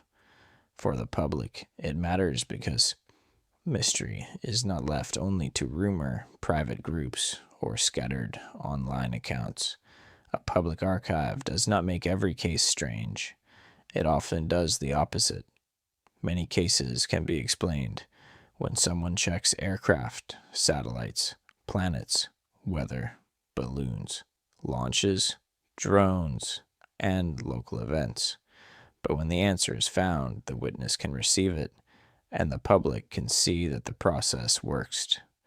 When no answer is found, the case remains open, with a clearer record behind it. That is better than fog. Chile offers another official model through SEFAA, the Committee for the Study of Anomalous Aerial Phenomena. SEFAA operates within the General Directorate of Civil Aeronautics. That placement matters. It ties the subject to aviation, to airspace, and to the practical question of what appears where aircraft fly. Again, the lesson is not that Chile has solved the mystery. The lesson is that Chile has placed the problem somewhere. That is what Canada has not yet fully done in a public, standardized way. Reports may go to many places, but many places are not the same as one coherent process. AARO shows a defense-based path. NASA shows a scientific data path. GAIPEN shows a public archive and investigation path. CFAA shows a civil aviation path. Each model has limits. A defense office may not be transparent enough for public trust. A scientific office may struggle if reports are too weak or too scattered. An aviation office may focus on safety and leave civilian sightings outside its main concern. A public archive may collect many reports, but still need resources, expertise, and cooperation from other agencies. No model is perfect, but each one answers the first question better than silence. Who receives it? Sky Canada recommended partnerships and information sharing with organizations such as AHAARO, NASA, GAPAN, and SEFAA. That recommendation does not mean Canada should copy another country. Exactly. Canada has its own geography, its own airspace, its own agencies, its own bilingual public, its own northern regions, its own civil aviation system, and its own long record of civilian UFO reporting. But looking outward shows that the problem is not too strange to organize. A country can take reports seriously without claiming every report is extraordinary. It can build a process without making wild promises. It can protect aviation safety, improve public trust, reduce misinformation, and still leave room for the unknown cases that do not close easily. That is the sober heart of the international comparison. Mystery does not need panic. It needs a place to land. Canada's 2025 reports showed the need. Sky Canada showed the gap. Other countries showed that official structures are possible, even if each one is imperfect. The question that remains is what Canada should build from those lessons, and whether a future witness will still have to wonder where their report belongs. Chapter 13. The Office Canada has not built yet. 1,000 reports do not demand belief. They demand a process.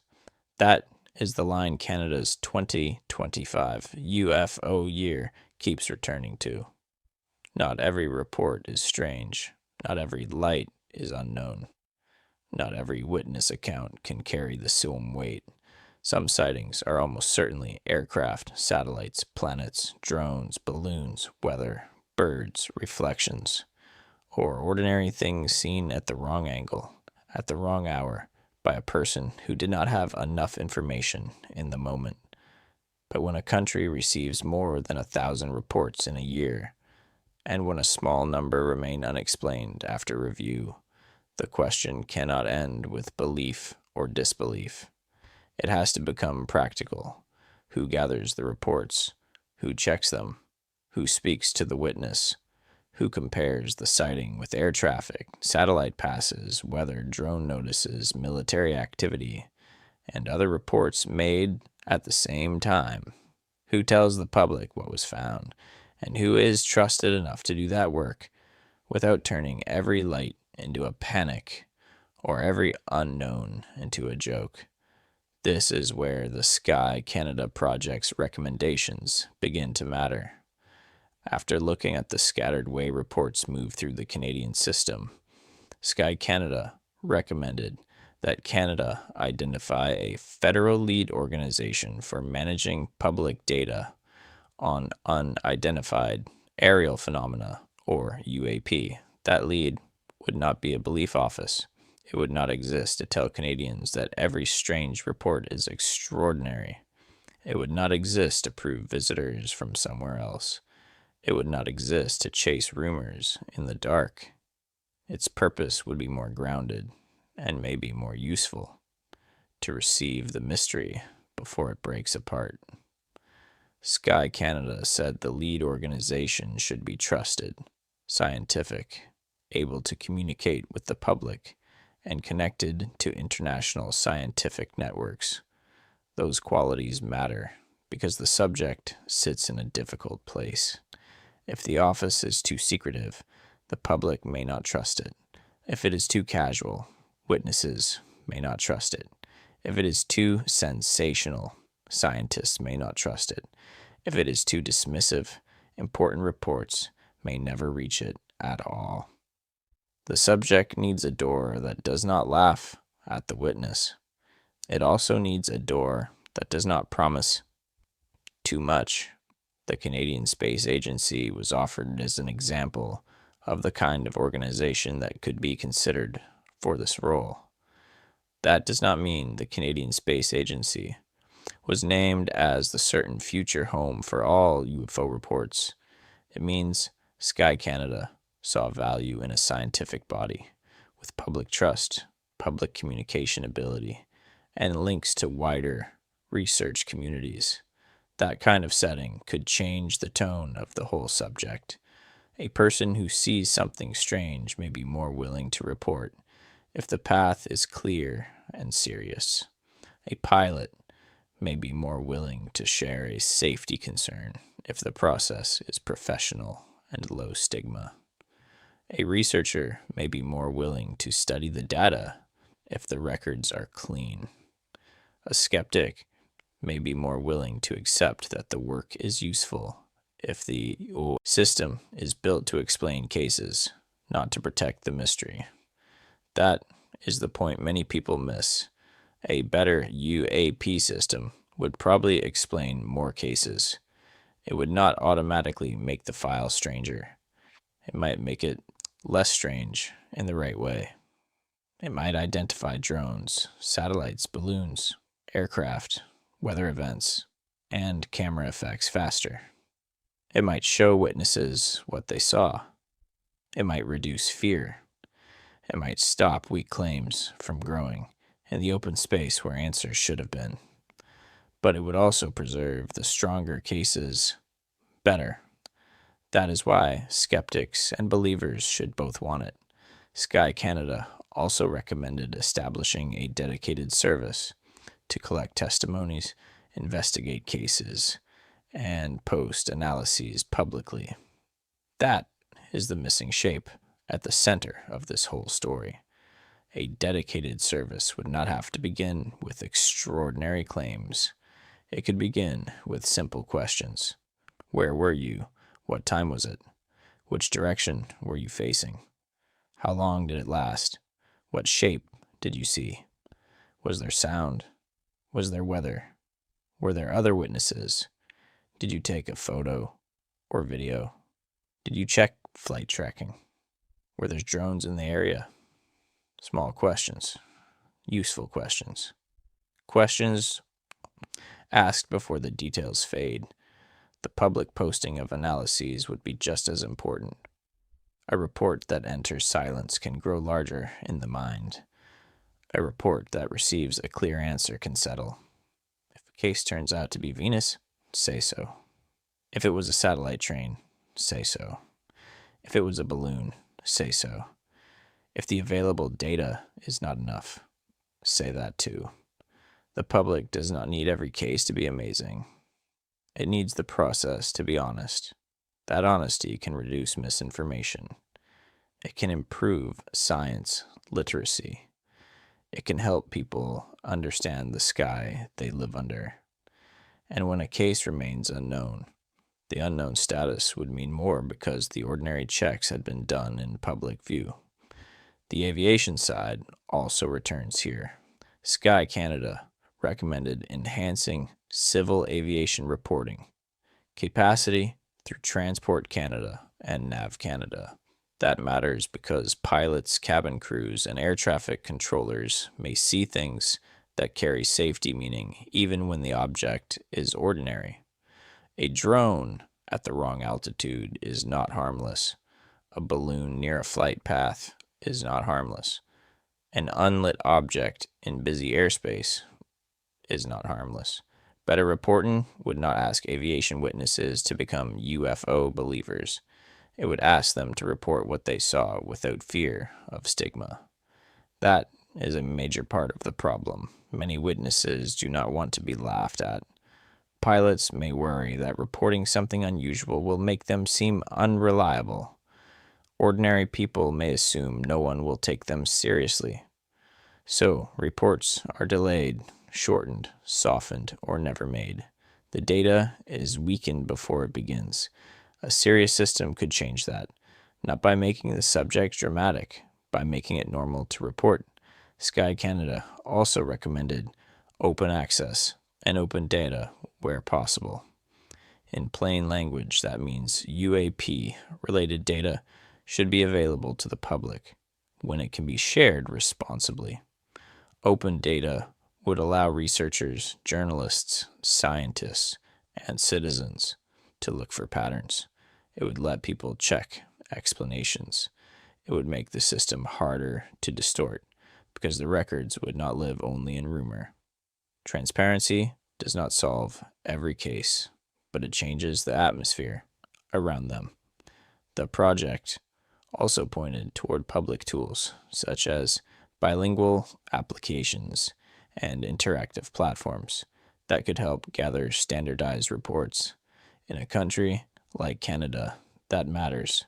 Reports may come from English speakers, French speakers, remote communities, northern regions, urban witnesses, pilots, police, and people who have never filed any kind of official report before. The easier and clearer the tool is, the better the first record can be. A weak first report is hard to repair later. A strong first report can save a case. This is where the 2025 files come back into focus. Anoop Lake, Vancouver, Hafford, Huntsville, Watson Lake, St. Mary's, Sudbury, and Medicine Hat. Different places, different sources, different kinds of reports, some through aviation records, some through civilian organizations, some through medias or private databases, some with a formal identifier, some with only a short summary. Each one shows why better data would matter. The Anoop Lake report leaves us with a cylinder-shaped object at 39,000 feet, but no public footage and few details. The Vancouver report leaves us with an unrecognizable mechanical object without lights, but no full public reconstruction. The Hafford report leaves us with a domed silver disc only 20 feet above a winter highway, but no named witness and no public follow-up that closes the case. The appendix cases leave behind fragments, a black rectangle, a sphere with feathers, blinding lights, an orange diamond, red orbs near a military site. Fragments ask for a system. Without one, they remain suspended between memory and evidence. Skeptics should want stronger data because it will explain more sightings and stop weak stories from growing into false certainty. Believers should want stronger data because weak files cannot carry strong claims. Both sides lose when reports scatter. Both sides lose when a witness has no clear place to go. Both sides lose when a case is left too thin to test. A mystery needs a place to land. Canada's 2025 UFO year did not end with an answer. It ended with an opening. The country had the reports. It had the survey. It had aviation files, civilian entries, winter patterns, higher quality unknowns, and a government project saying the current system was not yet cohesive or standardized enough. That is not disclosure in the loud sense. It is something quieter. A country standing at the edge of a file and asking whether the unknown deserves a better room. Maybe most future reports will be explained. Maybe a better system will turn many mysteries back into satellites, drones, aircraft, planets, balloons, weather, and human mistakes. That would not be failure. That would be the system working. And maybe, after all of that, a few cases will still remain. Cleaner, sharper, harder to ignore. That is the point of building the office Canada has not built yet. Not to force an answer, but to stop losing the question before anyone can study it. The cold sky remains. The reports will keep coming. Somewhere, sooner or later, another witness will look up from a road, a cockpit, a field, a lake, a town, or a frozen yard, and see something they cannot name. The question is not only what they will see, it is whether Canada will be ready to receive it. Somewhere between the ordinary and the unknown, the Canadian sky remains open. The 2025 reports do not give one simple answer. They do not prove that every witness saw something beyond human understanding. They do not prove that every strange light was only a mistake. Most sightings can be explained. Some cannot yet be explained. Both facts matter. That is the quiet place where the file leaves us. A mystery, handled carelessly, becomes noise. A mystery, handled with patience, becomes a record. It can be checked, compared, narrowed, and, when possible, explained. And when it cannot be explained, at least the unknown has been treated with enough care to mean something. So as you drift off tonight, maybe the image that stays is not a craft, or a light, or a single case. Maybe it is a colder image, a winter road, a cockpit window, a scattered file, a country still deciding where the next strange report should go.